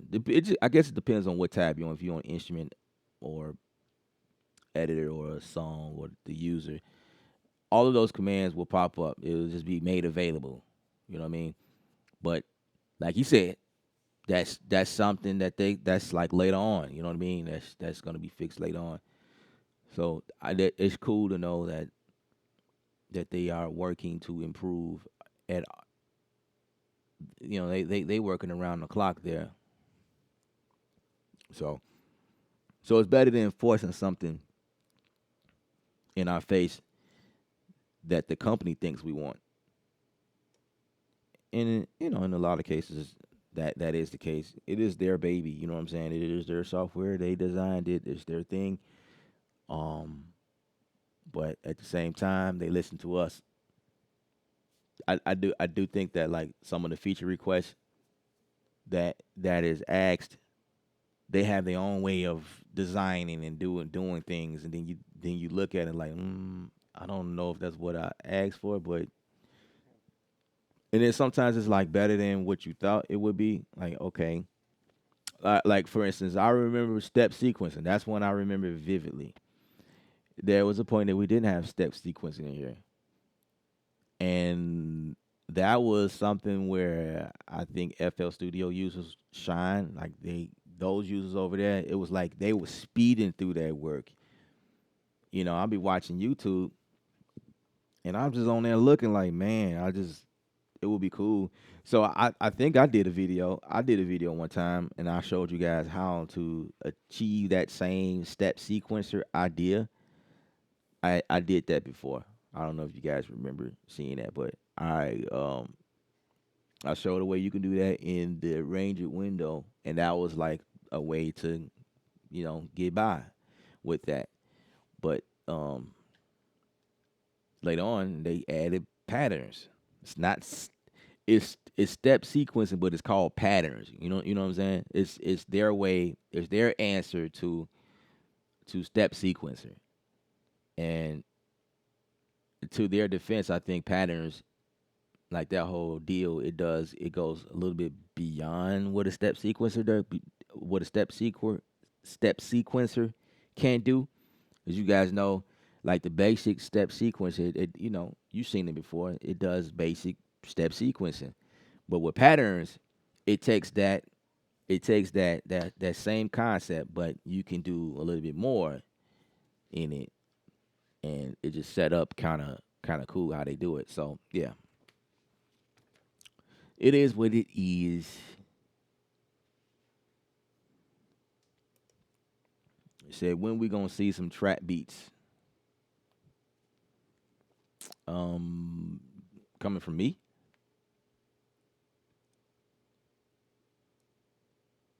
Yeah, I need to know like what angle are you coming from when you ask that trap beats for me, and then I'll have to ask you, have you seen any of my other videos? That's going to be the next question I ask you, and then I'm gonna ask like, how long have you been subscribed to the channel? But if you talking about trap beats using the SQ, um, I have some videos brewing that will go into some stuff. And then the next question would be like trap beats. What do you mean by trap beats? There's different styles now. You know, it really depends on where you like what your style is or what you listen to or what you kind of hope to see.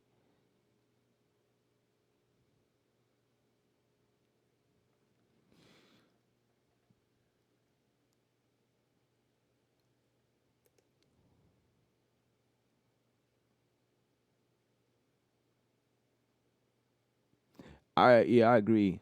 I agree, Buck. Um, I'll watch you using the SQ. Very interested watching someone who know what they're doing work from the SQ. I went live for the first time yesterday with the SQ, and I went live prior to yesterday a few times, and I always had the SQ kind of like in the background. I never really tried to talk about it, but I've I've snuck in the workflow using this thing, right? I try not to do too much because I didn't want y'all to see like like how's he doing that really quickly, and you know. But then after a while, I had to like mention I had to get the permission to say something first, obviously. But I started to mention it. Okay, yeah, this is the SQ because y'all already know about it. And so now it's officially like I can move around. So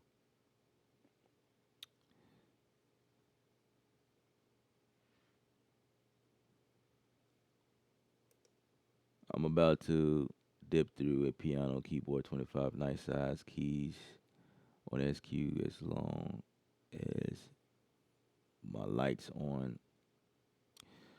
I'll buy it with those add-ons. All right, if I'm yeah, that's cool. That's cool.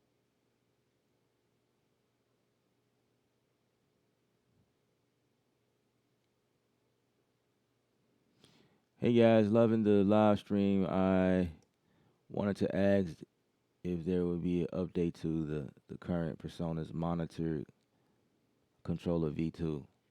Um, that I don't know. Yeah, that one I don't know. You probably have to hit the Presonus website in the forums and ask that question. I don't even have that I don't have that, so I wouldn't know what the deal is with that. So let me see. Let me see. So I have Studio One back here in the background. Somebody want to see the SQ in action. They say yesterday's stream ain't enough. We need some more, and I get it because that's what I plan on doing more videos, so I can show y'all what's going on. So I can show y'all what's going on.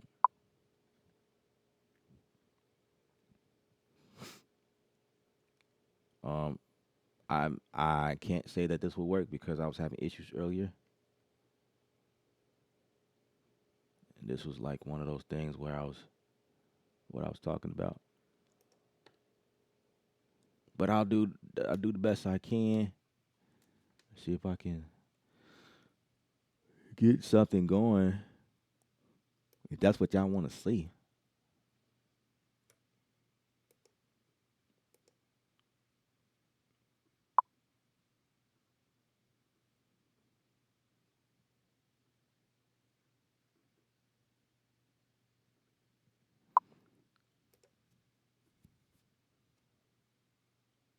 Yeah, appreciate that, Tat. Appreciate that.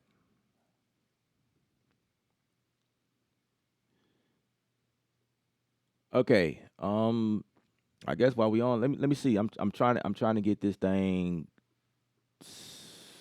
set up where I can show y'all. So let me make sure that my okay, you guys can see that. It's a little blurry or whatever, but I guess you can still kind of get a gist of it. So, all right, I just want to make sure that camera angle is working. And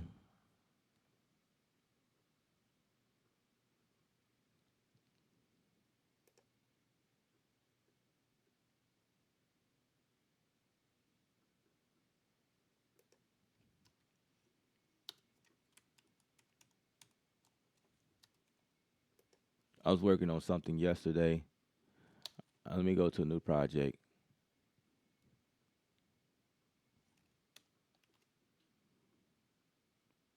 Go to a new project and see if we can.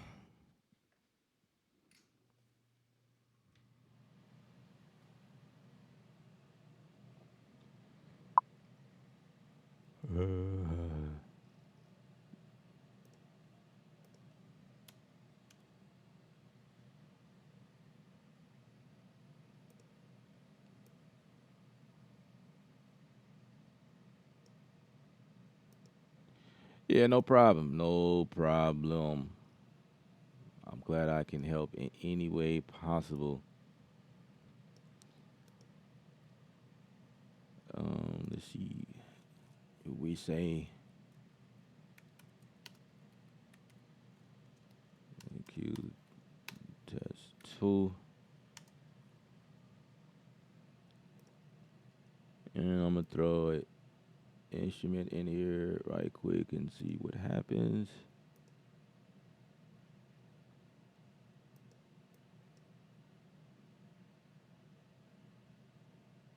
Let's go to a preset or something. Oh, that comes through.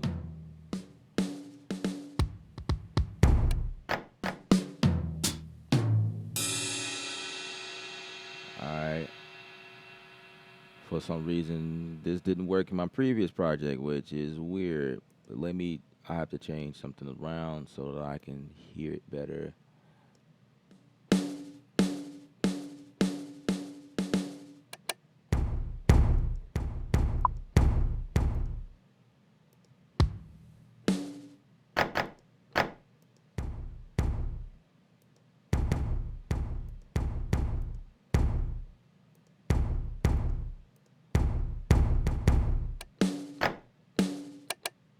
Okay. All right.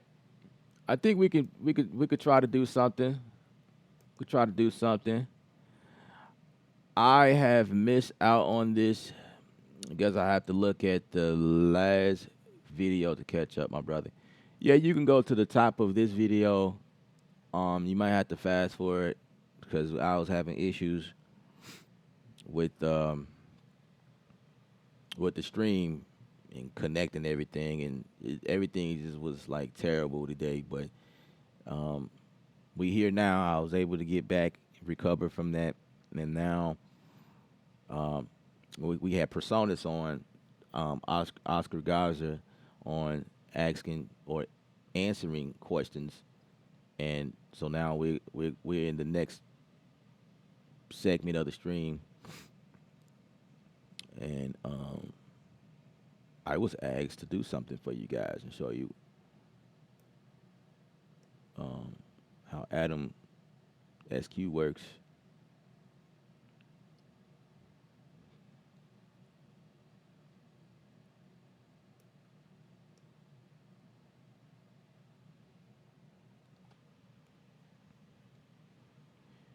So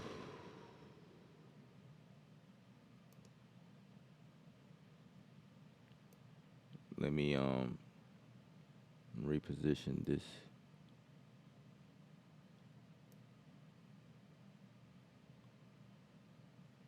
Yeah, so hopefully I can.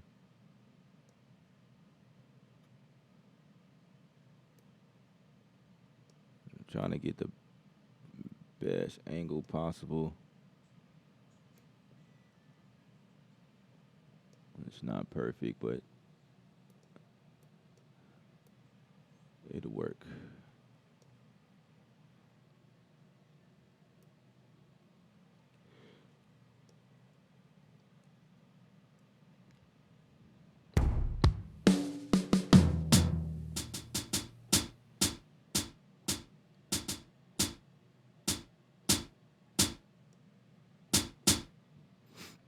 So like I was showing you guys before,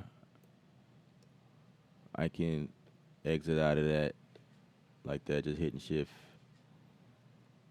So now we need to go to the console and we can do that as soon as I find it. No, it's not in there. So it's in the song. I'm pretty sure. Here we go. So the console, you can pretty much control everything from here. Is basically what we were talking about.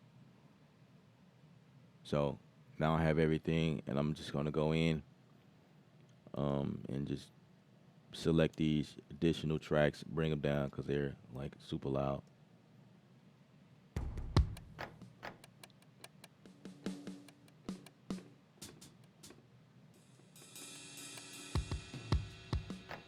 All right, so let's play around with some of the presets. Hit Shift A, bring my impact back in, and I'm gonna go for some stuff that is made available through sphere.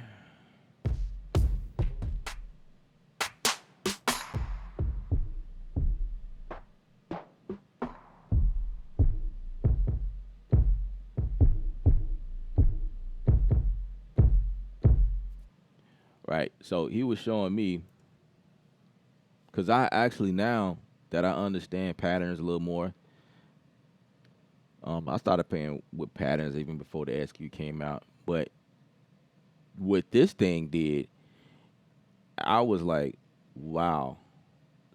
So he just went in and talked about how you can um, get the pattern thing going, and it's just much easier.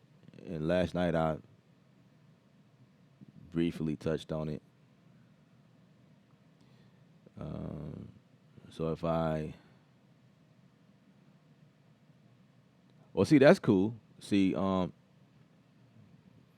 you notice how I grayed out everything else and only made full velocity available. Um, that's something I would like to see across, but that's later. That's not even a big issue. But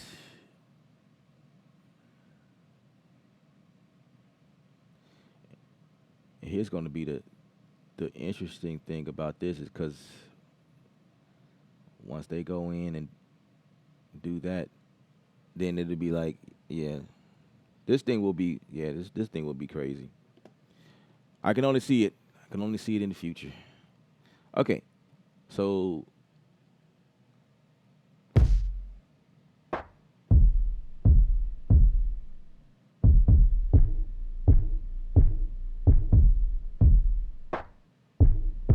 this thing changes up. It tells me where my filter levels are on.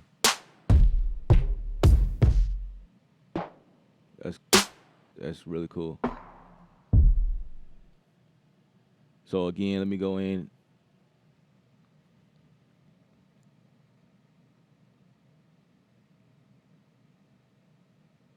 Yeah, let me go in and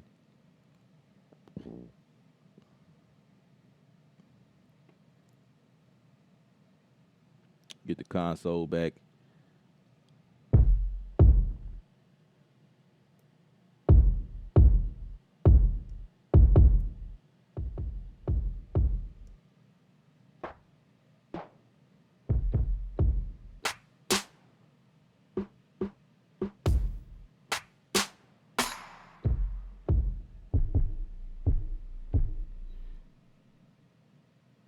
Okay.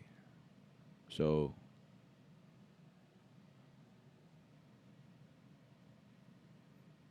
what I don't see is how to insert a pattern. I see add a track. And you know what? I'm pretty sure there's a way to add pattern, but I'm gonna just go ahead and add it, like just from the from Studio One. Track, add.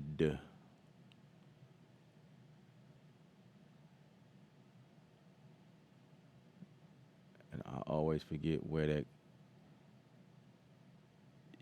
I normally don't do it this way.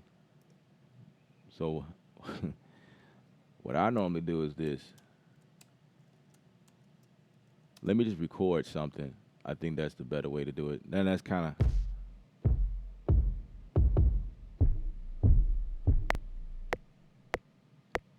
Tap tempo, 1, 2, 3, 4. So now y'all see.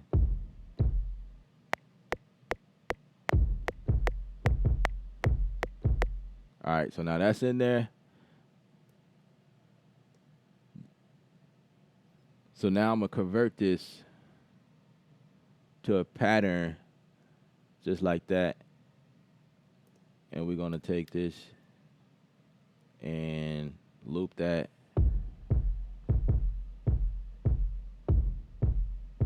So when I go here to instrument, editor, sorry, it changes. And this is what I was saying earlier. Like the top row becomes where your instruments are.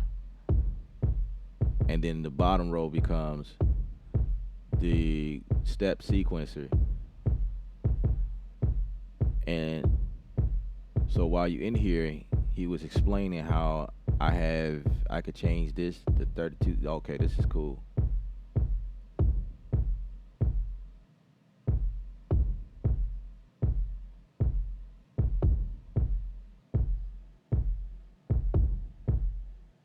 Okay, and I'm looking at it.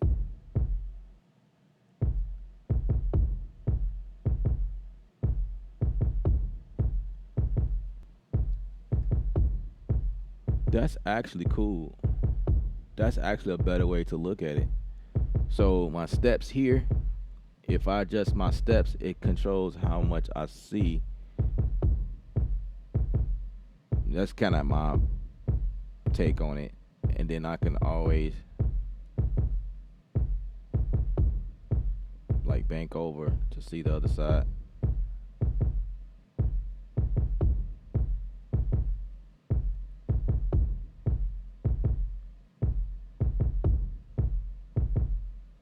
If I change the resolution here.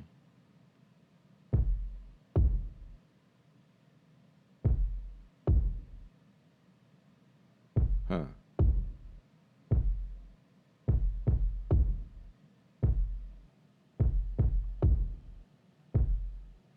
I think I like that better. So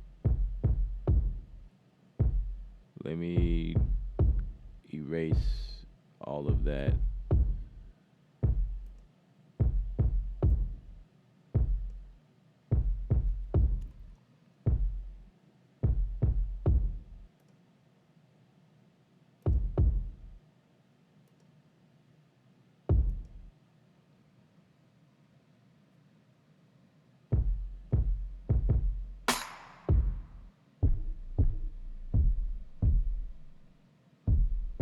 I don't even like this kid. Let's go to something else. I just want to get the patterns up right quick. So let's go somewhere else.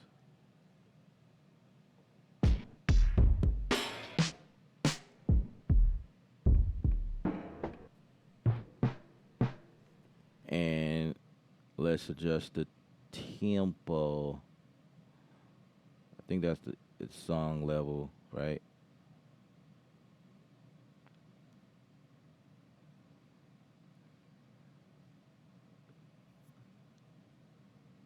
That would be the song level,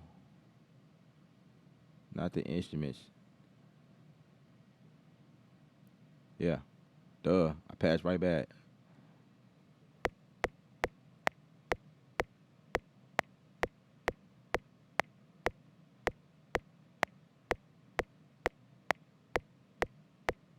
Say 130.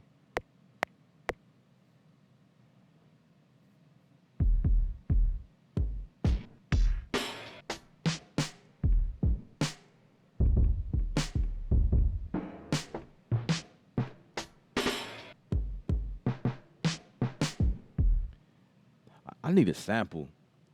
I need to vibe off something. Let me see if I can find something. Let's see.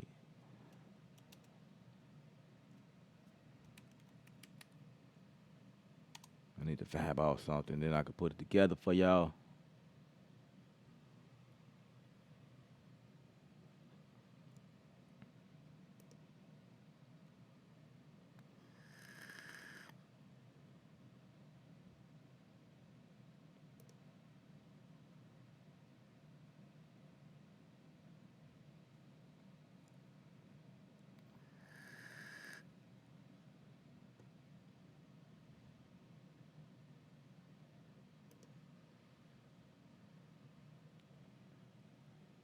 Okay, let's see. Let's see. I was working on that yesterday.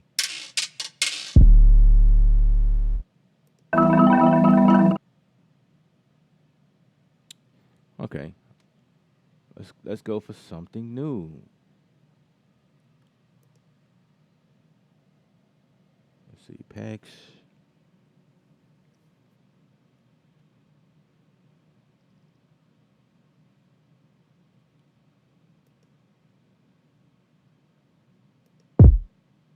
Hmm.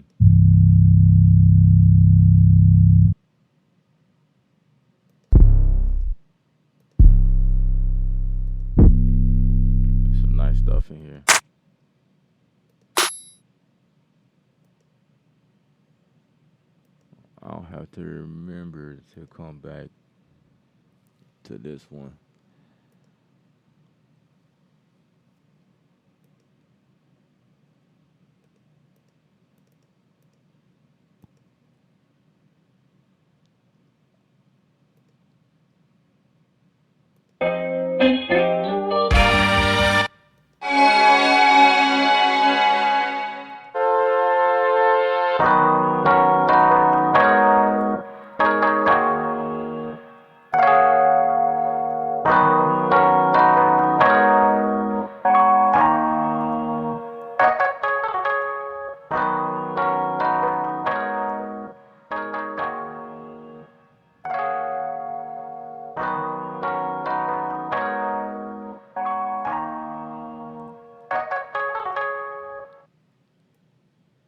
Okay, let's work with that.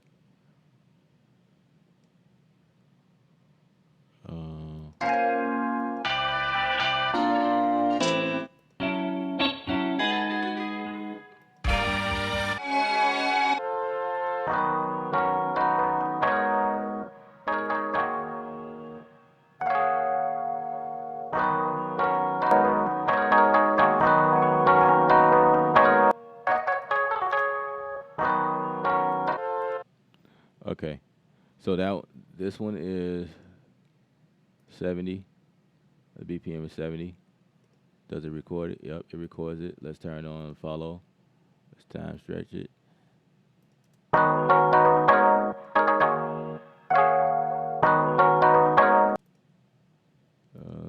Let's go here.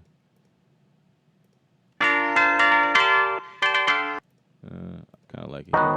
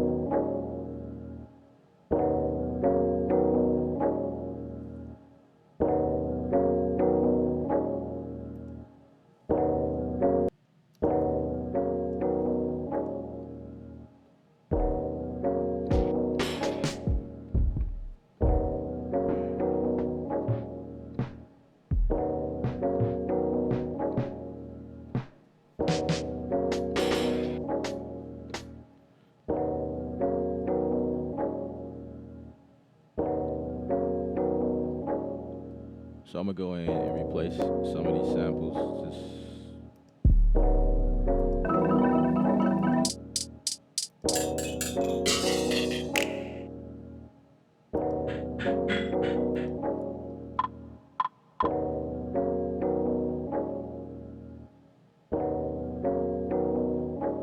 Just bring that back.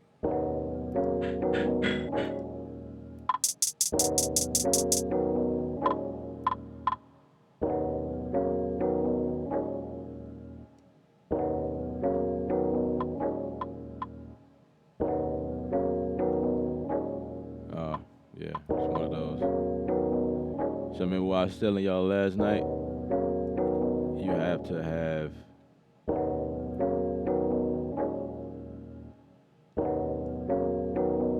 it's gotta be on I think 1 shots.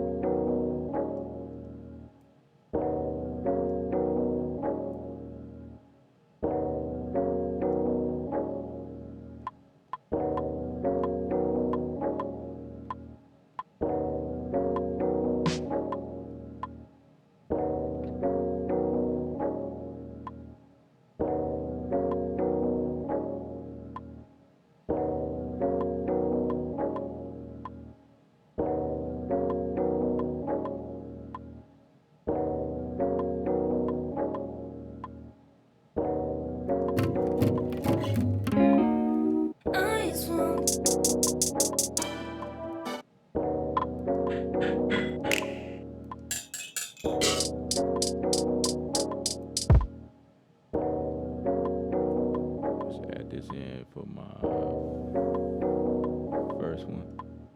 So this is this kick right here. So I'm a put it in.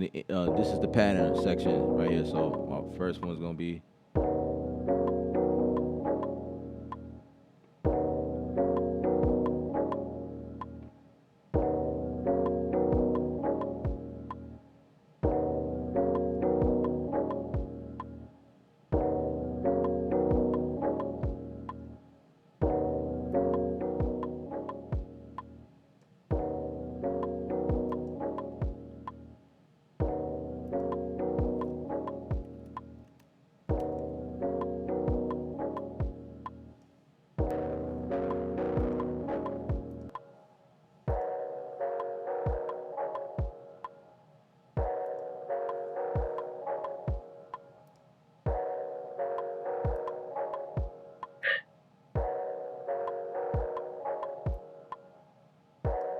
I like that sound.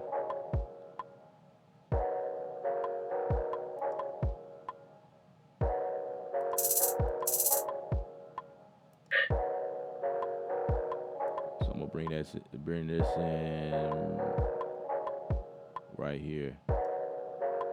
So I'm gonna bring that in.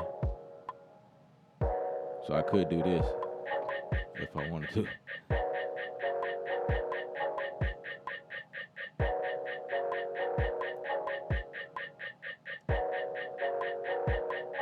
But I don't want to do it like that.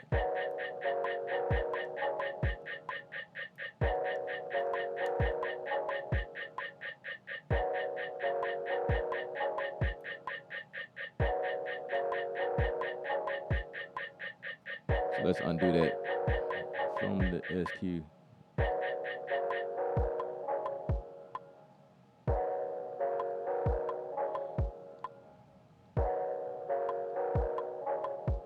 So I think what I'll do is this, like that.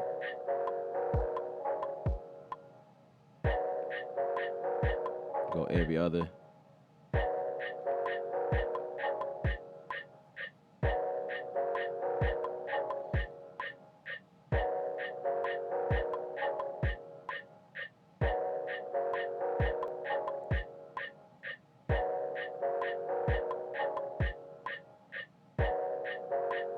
Now, what I want to know is if I could bring in my hi-hats at a different velocity level, like I can in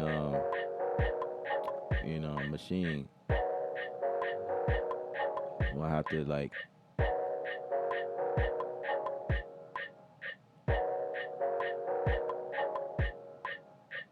I don't see where I could adjust that.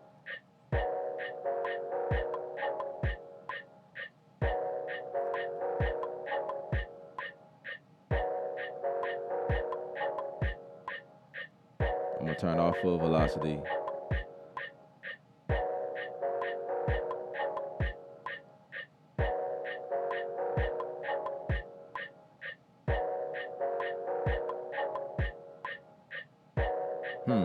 Humanize. Okay, there's velocity. I can see it, but that's not the same what I want to do.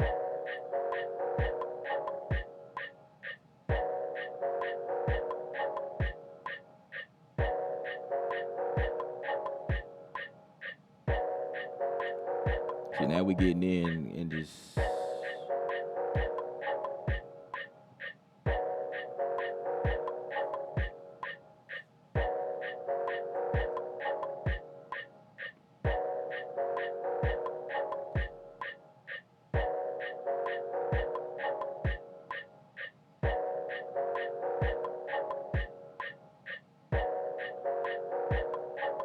what is set every fourth? Let's see. Oh, so I can program stuff like that. That's good to know. That's good to know.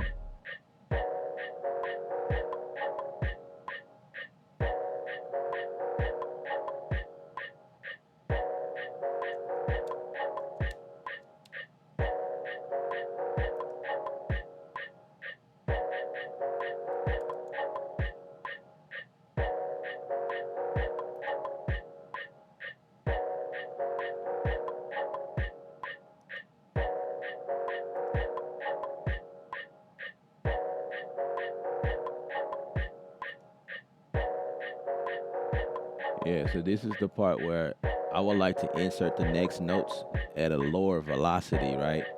So right now it's set to 60. Um,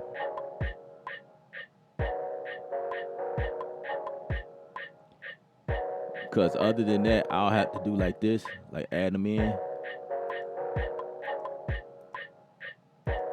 Wait, let's just select here, I guess. Oh,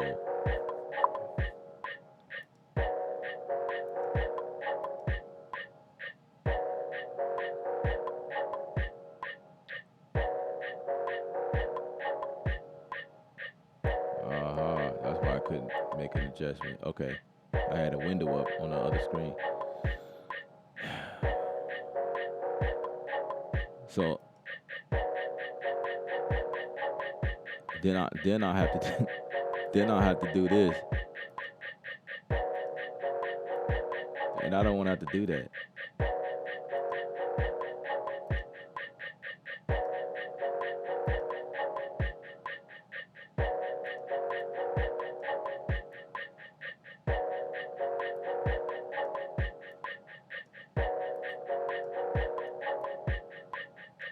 I guess for right now, that's what we got to do.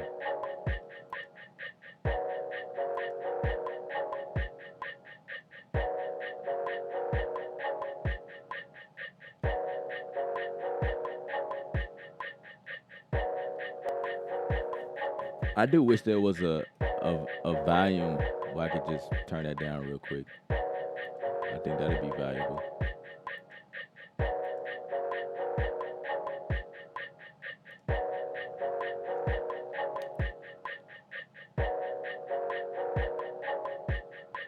But what if I went back to impact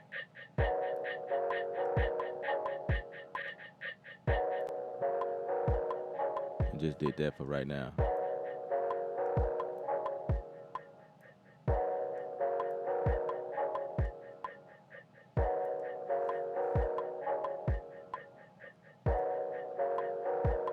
Yeah.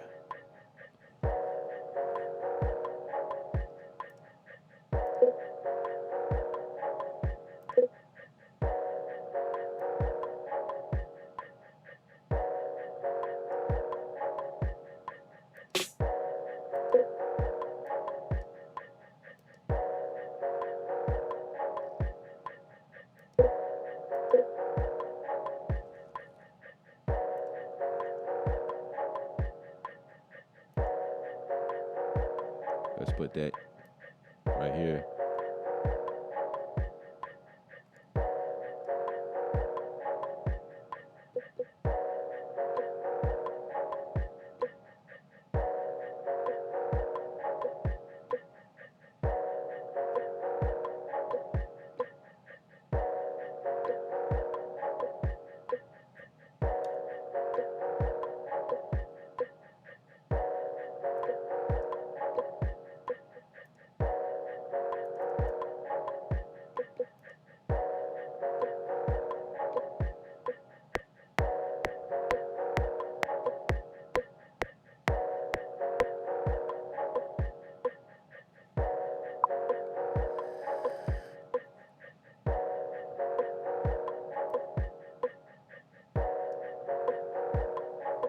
Yeah, the pads are yeah, it has a sensitivity to it. Yeah.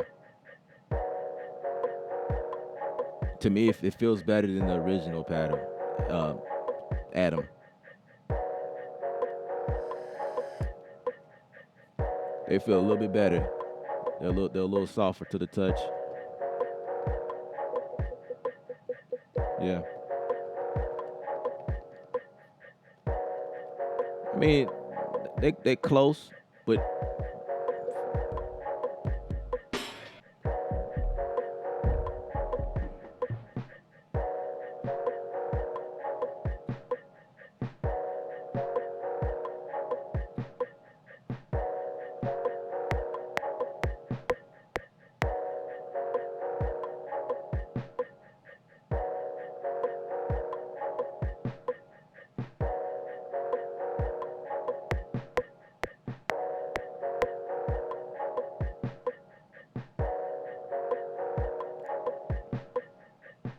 Yeah, my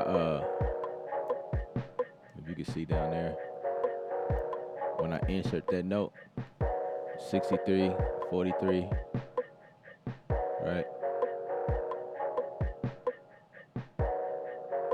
So now I'm about to go and repeat that right quick.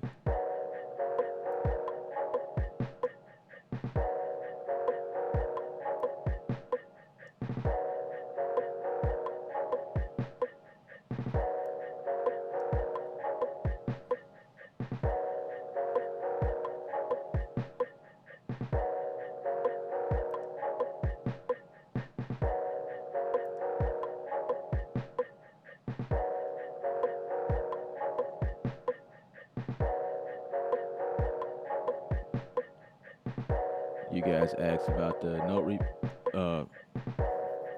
the pitch bend, was it? There's a, you can see the timer is counting as well, the transport, which is helpful.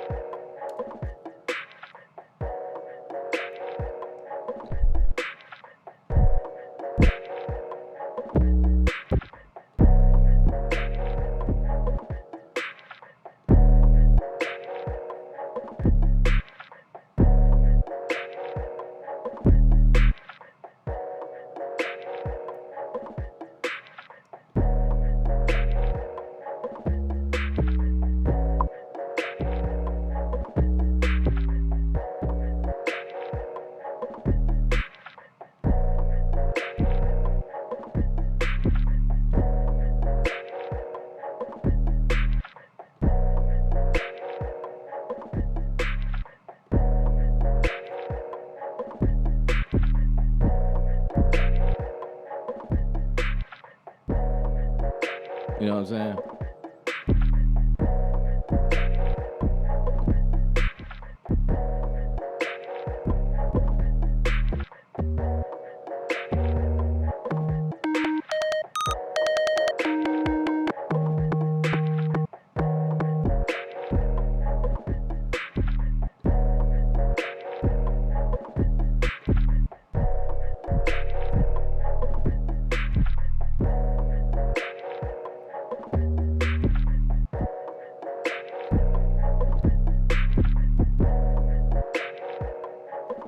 Yeah. Yeah. I wasn't prepared to do anything today. I'm working on something else. I'm I got to get back to some other things. But yeah, that I mean that's just simple stuff that you can do, and how you can use the atom, whatever. And I definitely didn't want this stream to be long like the other ones. Um, I was thrown off my square a long time ago, and it's like I lost inspiration. So I'm just like I just threw something together right quick just to show y'all. Since somebody asked about it, somebody asked if I could show them a little bit. So, but if you see value in spite of the whack track that I just created, if you see the value, then you know there you have it. Um, and I have to keep going. I'm still learning it, so that way when I do more of these videos, I'm flying in it, like I am the other keyboards. You know what I mean? So that's what it is. I appreciate you guys for hanging out with me. Great Keys, what up? I'm learning that there are some absolute music theory gems in S1. Yeah, yeah, absolutely, absolutely. Um, like if you want to learn keys, this thing is a great opportunity to do that. Now, inside of the piano roll, there's properties in there where you can set the keys to highlight the scale that you select, and it'll actually tell you what the scale is. And looking at the piano roll, it it's cool in that aspect, but you don't have a keyboard that talks to that. So just like machine, the complete control, you can activate the scales and arpeggiators and just different things, cool things inside of this here, but it only talks that way to machine software. It That part of it does not talk to Studio One.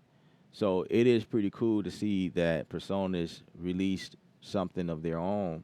So now when you see all of those scales and things in here, I want to say, and I'm looking at it now because I didn't even pay attention to that to see if it'll talk. But I do know what you mean. Let's see.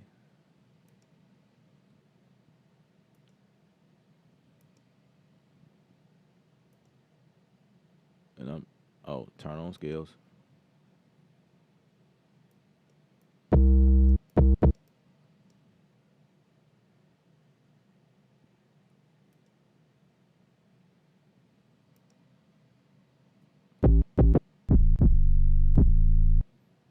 All right. Just gotta play with it some more and see all of what it could do. Now that will be a great addition if and this is what we're looking at. If this part can talk to the SQ, that will be pretty amazing.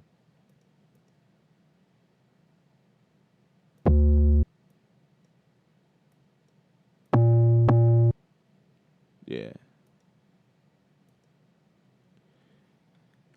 But anyway, yeah. So yeah, it's great stuff. Um, Great stuff.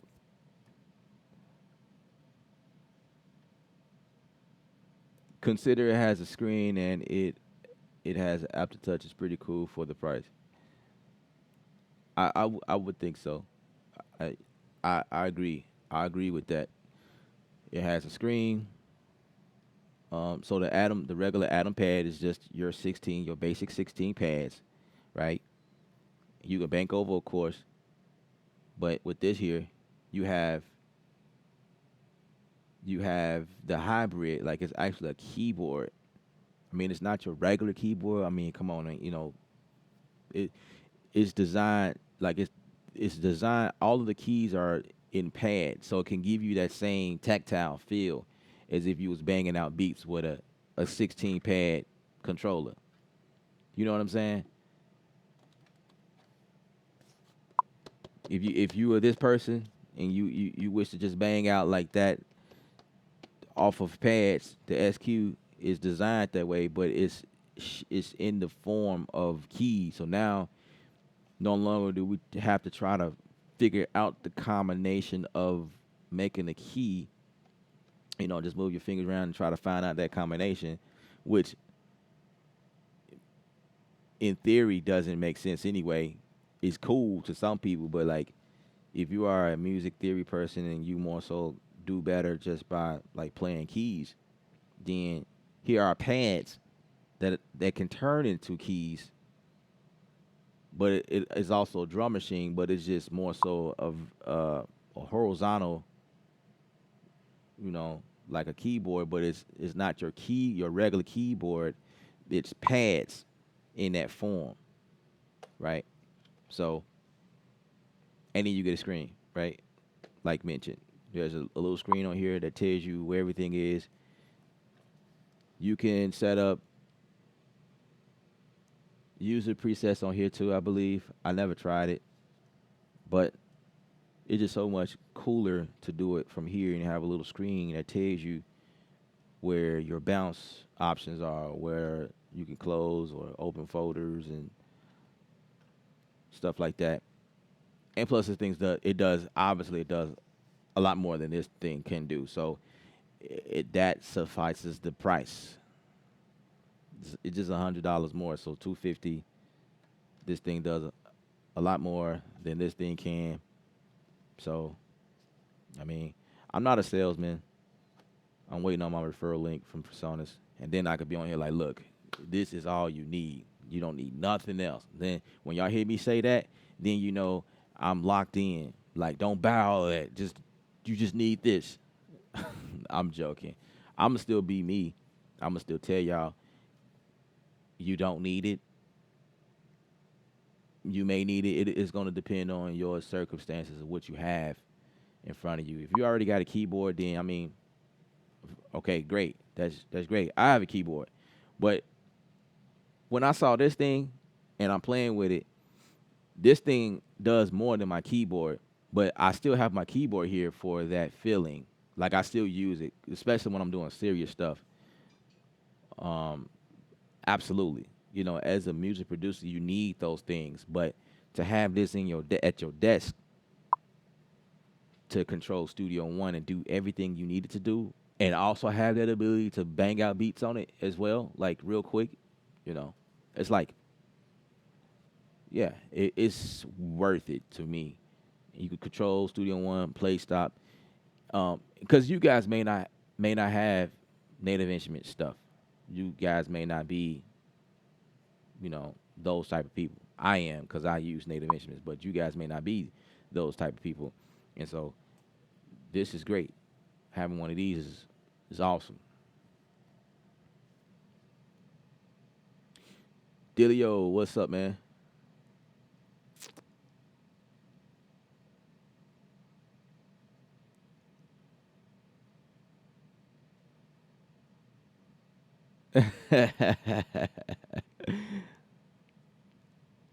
That's a great that's a great uh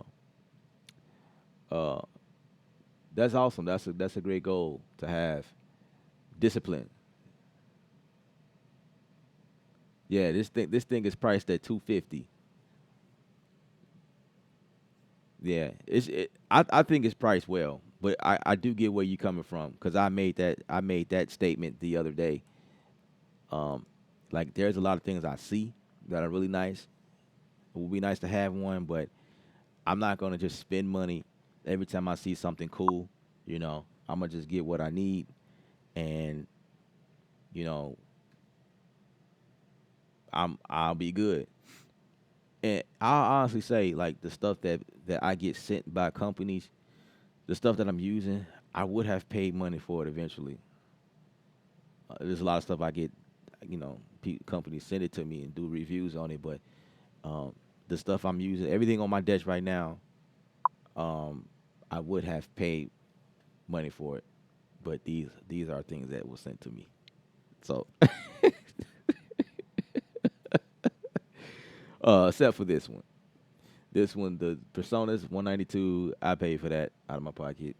Of course, this what is this? A 5T terabyte hard drive with all of my samples and things on there.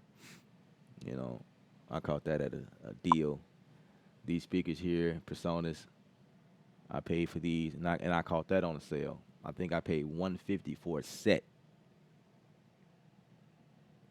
Is that what I paid? Yeah, I think it was like 150 for both for both pairs, and I think one of them by itself is 150. I remember I remember paying 500 for one from no, I'm shortchanging myself. 600. I paid $1,200 for a set of speakers. Whew. And it was the Mackeys. I have two sets of those. Mackeys HR 826, 828, something like that. And then I have the 824s, the HR 820, something like that. Those are in the storage, and those are wooden, and those are super heavy. Oh my God, lugging that thing around is, but that's what they cost. To get a set of those, $600 for a monitor. So when I hear people tripping about the price points of what Presonus has to offer, you get this speak. I mean, it's obviously a lot smaller. The ones I have is a lot smaller than what I have, but I have about four sets of speakers, four sets of monitors that I can't pull out because I'm in this settings, and I have a sub that I really can't pull out. But once I get back on and popping, um, then I can really do what I need to do. But I have what I need to pump out mix, mix jobs and mastering jobs. But yeah, um, my setup is very small. It looks crowded, but until then,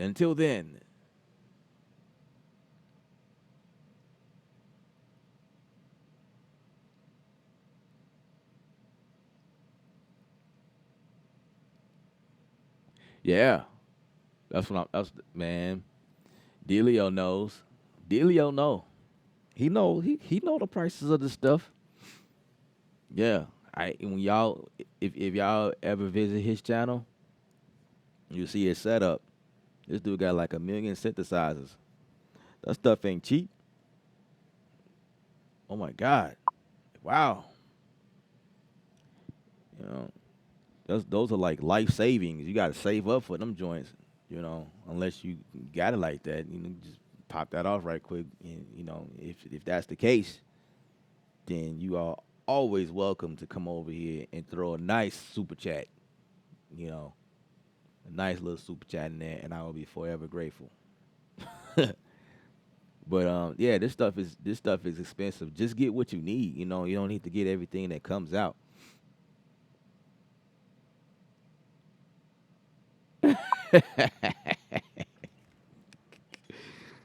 Nah, nah. I just I did have to flex a couple of times when I try not doing that. Like that's not my style, but like sometimes humble don't work. Sometimes you have to flex on people, and you just have to do what you gotta do. But that definitely wasn't the goal. But you do get people that come on here and clown you and start talking crazy to you like you don't know what you're doing. It's not that, because you guys see me like I'm just like trying to wait. Where is this? I mean, I don't know it yet, and anybody that will get it will not know it. You know what I'm saying? You fumble, but I rather go live with you guys and show you like the the the um the value of this thing. And y'all know the history of my YouTube channel. I come on here and I will uncrack something the first time and be like, so how did I do this? I be getting help from y'all. So how did I do this? How did I do that? I don't see how I can do this, or how can I achieve this? And y'all go and comment, be like, hey, Ella, you do it like this. I'm like, oh, okay, cool. That's what's up. Appreciate it. You know what I mean? And then you get other people that come along and say, yo, you are well unprepared. So, like, who cares? Like, it's cool to get on and know what you're talking about and get straight to the point, blah, blah, whatever. But my channel ain't set up like that. We set up a little different. Where we get in, we create. That's the goal. Create without the rules. Meaning that we can go in and crack open a guitar app, guitar plugin, and put it on a freaking vocal. Why? Because a guitar plugin was designed to be put on a guitar. So we put it on the vocal. We'll put that on a bell. You know what I'm saying? We'll do something opposite. Why? Because this is creativity. We being artists. That's what it's about, and that's how you get something different. How do you think the Beatles, made it? They were great. It was a great band, but there's a lot of things that they did by mistake, and that is those things that made the record. And those records sold so many units by mistakes. Another one, Motown Records. Mistakes. Mistakes is what make it. That is what makes the record a lot of times. I think I've discovered a lot of things on my channel, fumbling around stuff. I'm like, oh, that's dope. It wasn't intended for that purpose, but it is now. I'm pretty sure the red light distortion is not intended for the stuff I put that thing on. But I put it on everything. It's like red hot sauce. I put that on everything. Put it on everything, man.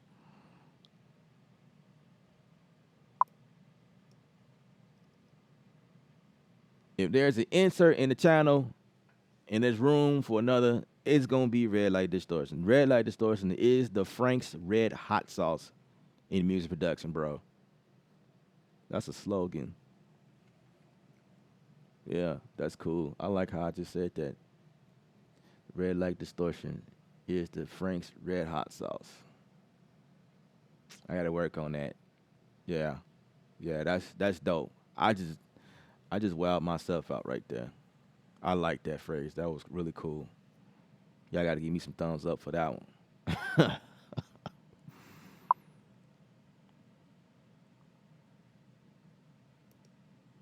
I appreciate it, Teddy. I appreciate it. Yeah, Delio is my bro, but he's superstar. Delio's on some superstar stuff over there. You know what I'm saying? He big timer, and you know, he's on a whole nother level.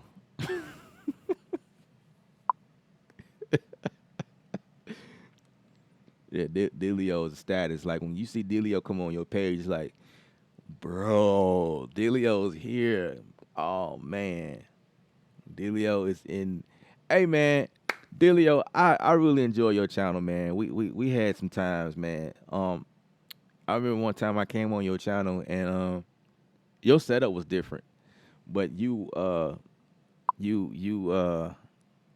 doing this thing because Delio is really known for like recreating records, right? Your famous records, and he'll go and recreate it, and it'd be on point, the same exact sounds that we're using the record, and it'd be like, wow, Delio, and he's also known for, um,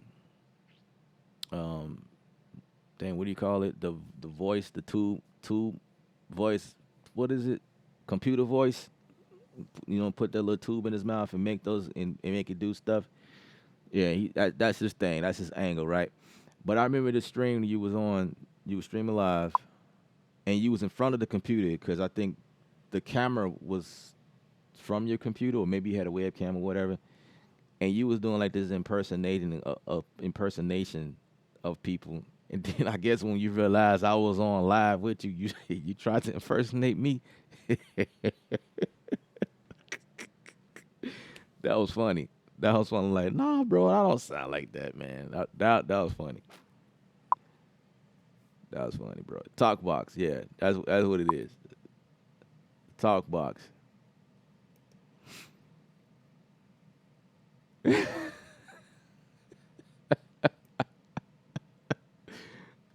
Yeah. Yep. The red hot sauce. Yep. That's the red light distro. That's the Frank's red hot sauce, bro. Cause you gotta that goes on, bro. I put that on everything. That came out so smooth. Like I didn't plan to say it like that, but I actually do. Like I'm telling how I feel. I put the red light distortion on everything. Oh man, y'all funny. Y'all funny. Y'all got me on here clowning and everything. I'm having fun right now. You had to take a food break and came back and we still live, bro. I'm telling y'all, it's like a slew of people that comes on at certain times. The first hour, you got people watching, lurking around, and then the second hour, you get like a whole another wave of people that comes in, and then I've been going live for hours and hours lately, and I see it. The third hour is a different type of crowd that comes in. It's crazy.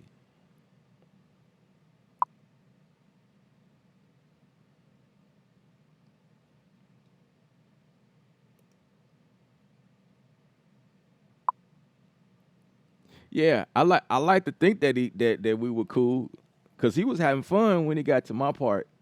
He took the hat and put it backwards.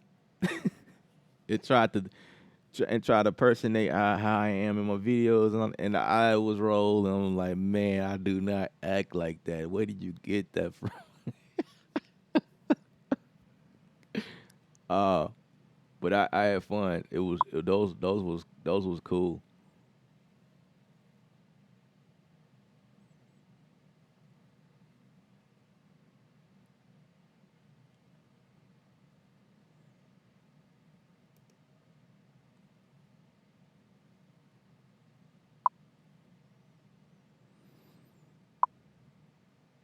Yeah, you got the red light dish. So now tell me, Delio, do you use red light distortion?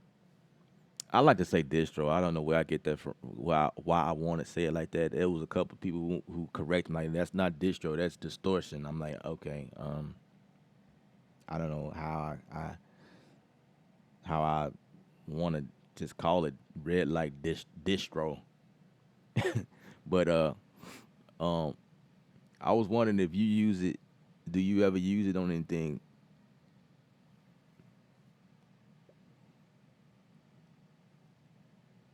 Movie Kid, thanks for joining. Prime example. Movie Kid just came in and we've been streaming for up to 3 hours now. See, there's a different slew of people that just come swarming in, and it's like you can't end the stream because you got all of your friends coming and they on. It's like you got to show them love. Like I can't end the stream right now because all of y'all coming in here and y'all talking to me, and y'all making me feel good about myself. Like I didn't have a disaster at the beginning of the stream, right? So I'm still bombed out about that, man. That just hurt my feelings. Like I don't like when the stream doesn't. Oh man, I had so many issues, but we plowed through it though. I made it work.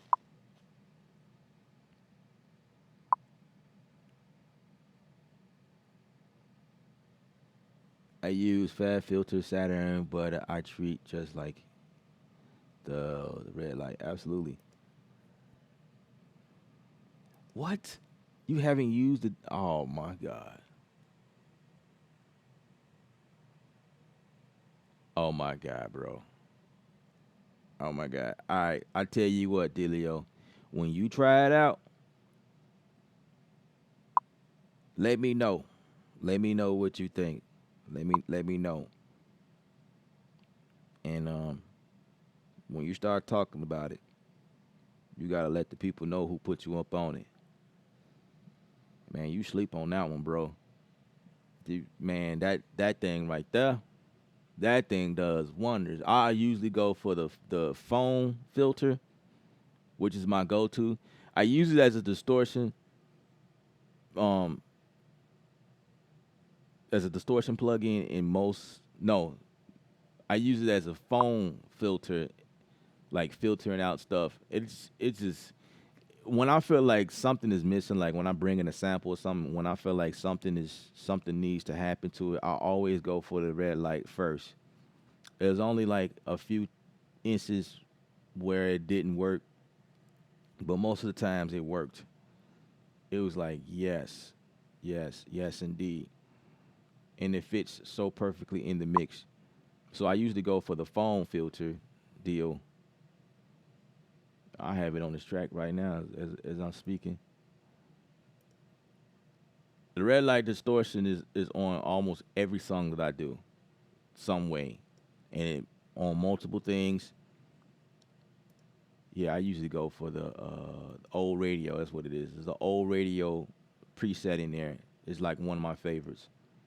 But I'll dabble around and see what other things are doing, and sometimes I mix it in and out. You know what I mean? And I'll play with some of the other settings or whatever, just depending on the sound I'm trying to achieve. But man, when I throw that red light in there,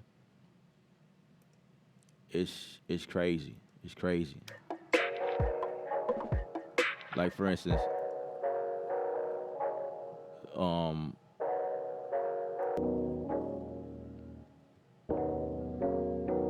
that right there is that's the original, which is cool. Actually, the original is like this,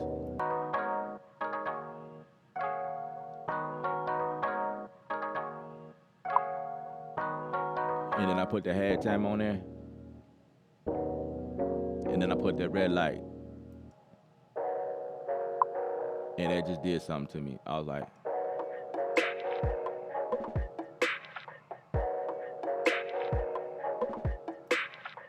and then you put a bass line in there, and you're good to go.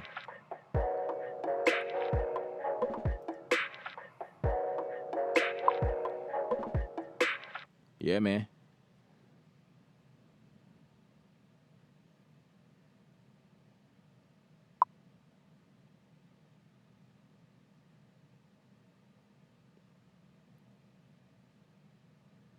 Seemed like Reason had 20 of them. Yeah, I like Reason too. Reason was dope. Um, I haven't updated though.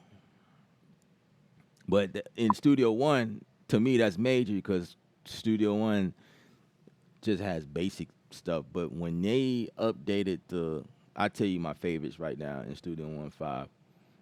My favorite plug right now, I ain't gonna even mention Red Light. You already know that's like, that's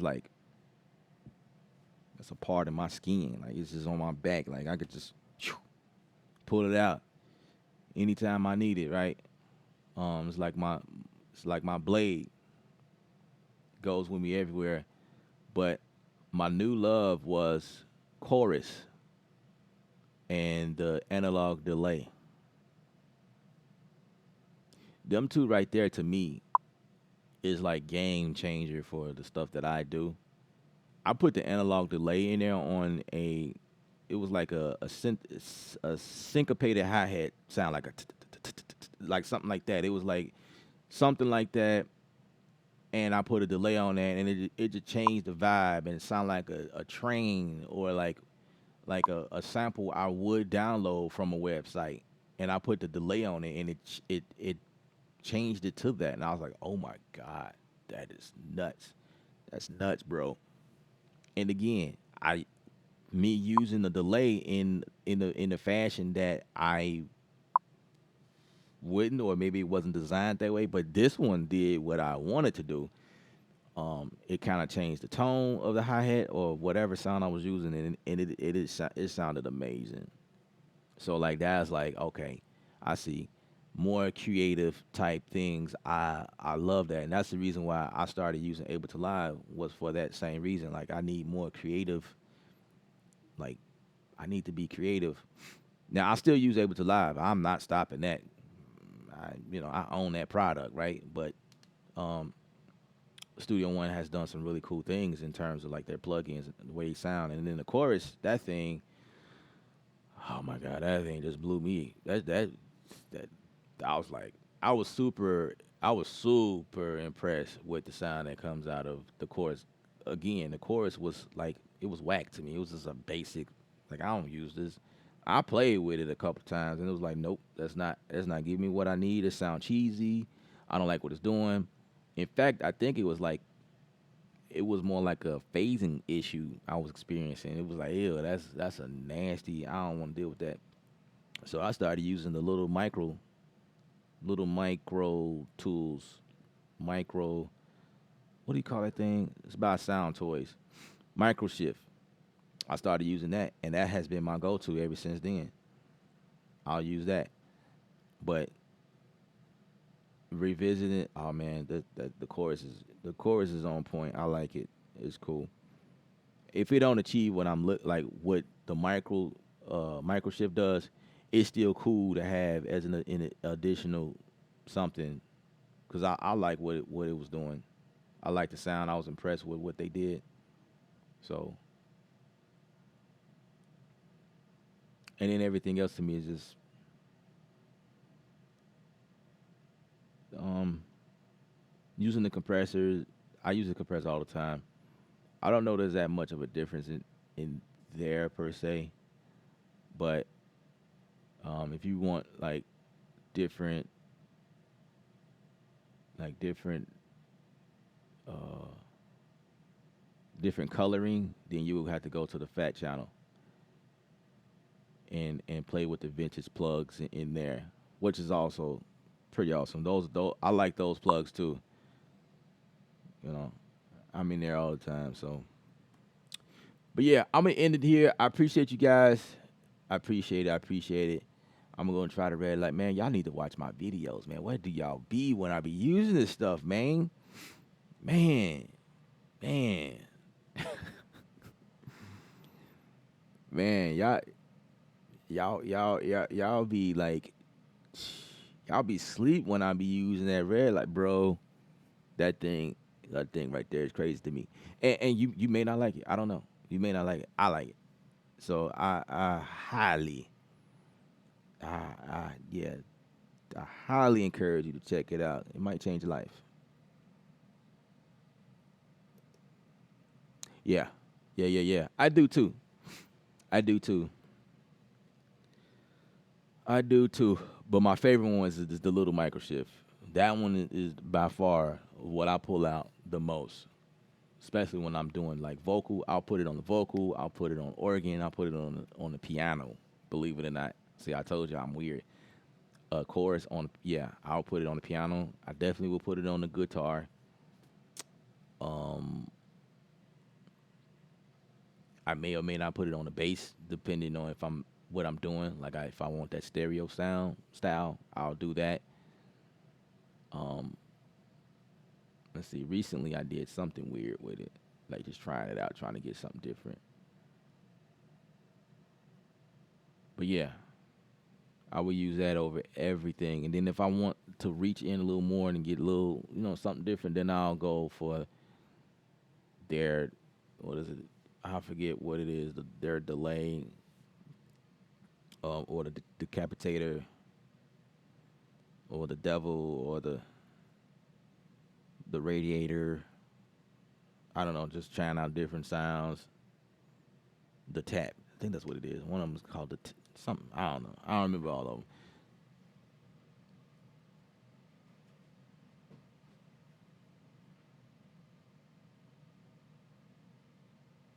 Yeah, man. In Studio 1.5, they updated everything. All of the plugs.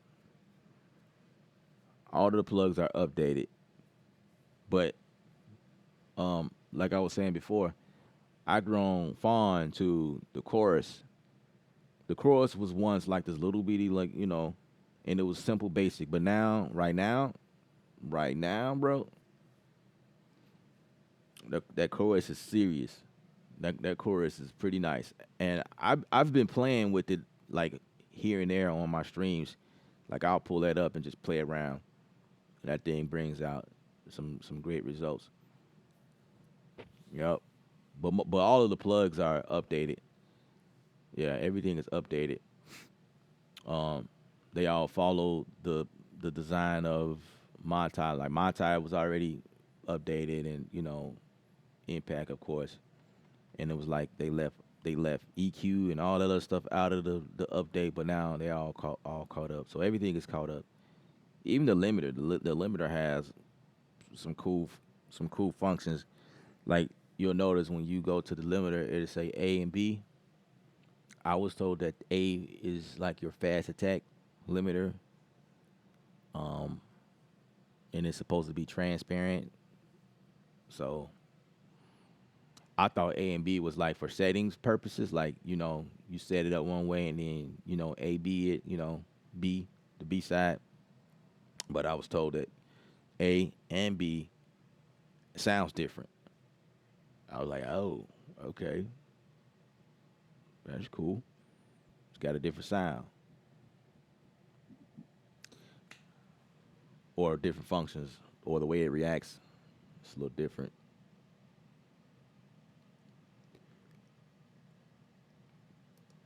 What's up, John? Man, welcome. Now, um, goodbye. Yeah, we about to end it here, guys. All right. So, again, this is Ella, Creative Sound. Remember, music is art. You're the artist, guys. Paint your pictures. Stay creative without rules. We are out.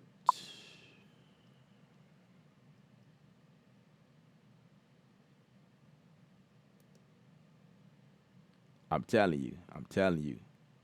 I was trying to tell you, man. I was trying to tell you.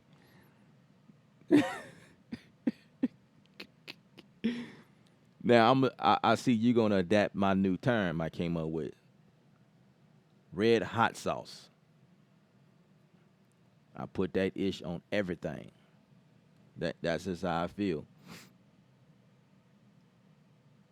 But yeah, we out of here.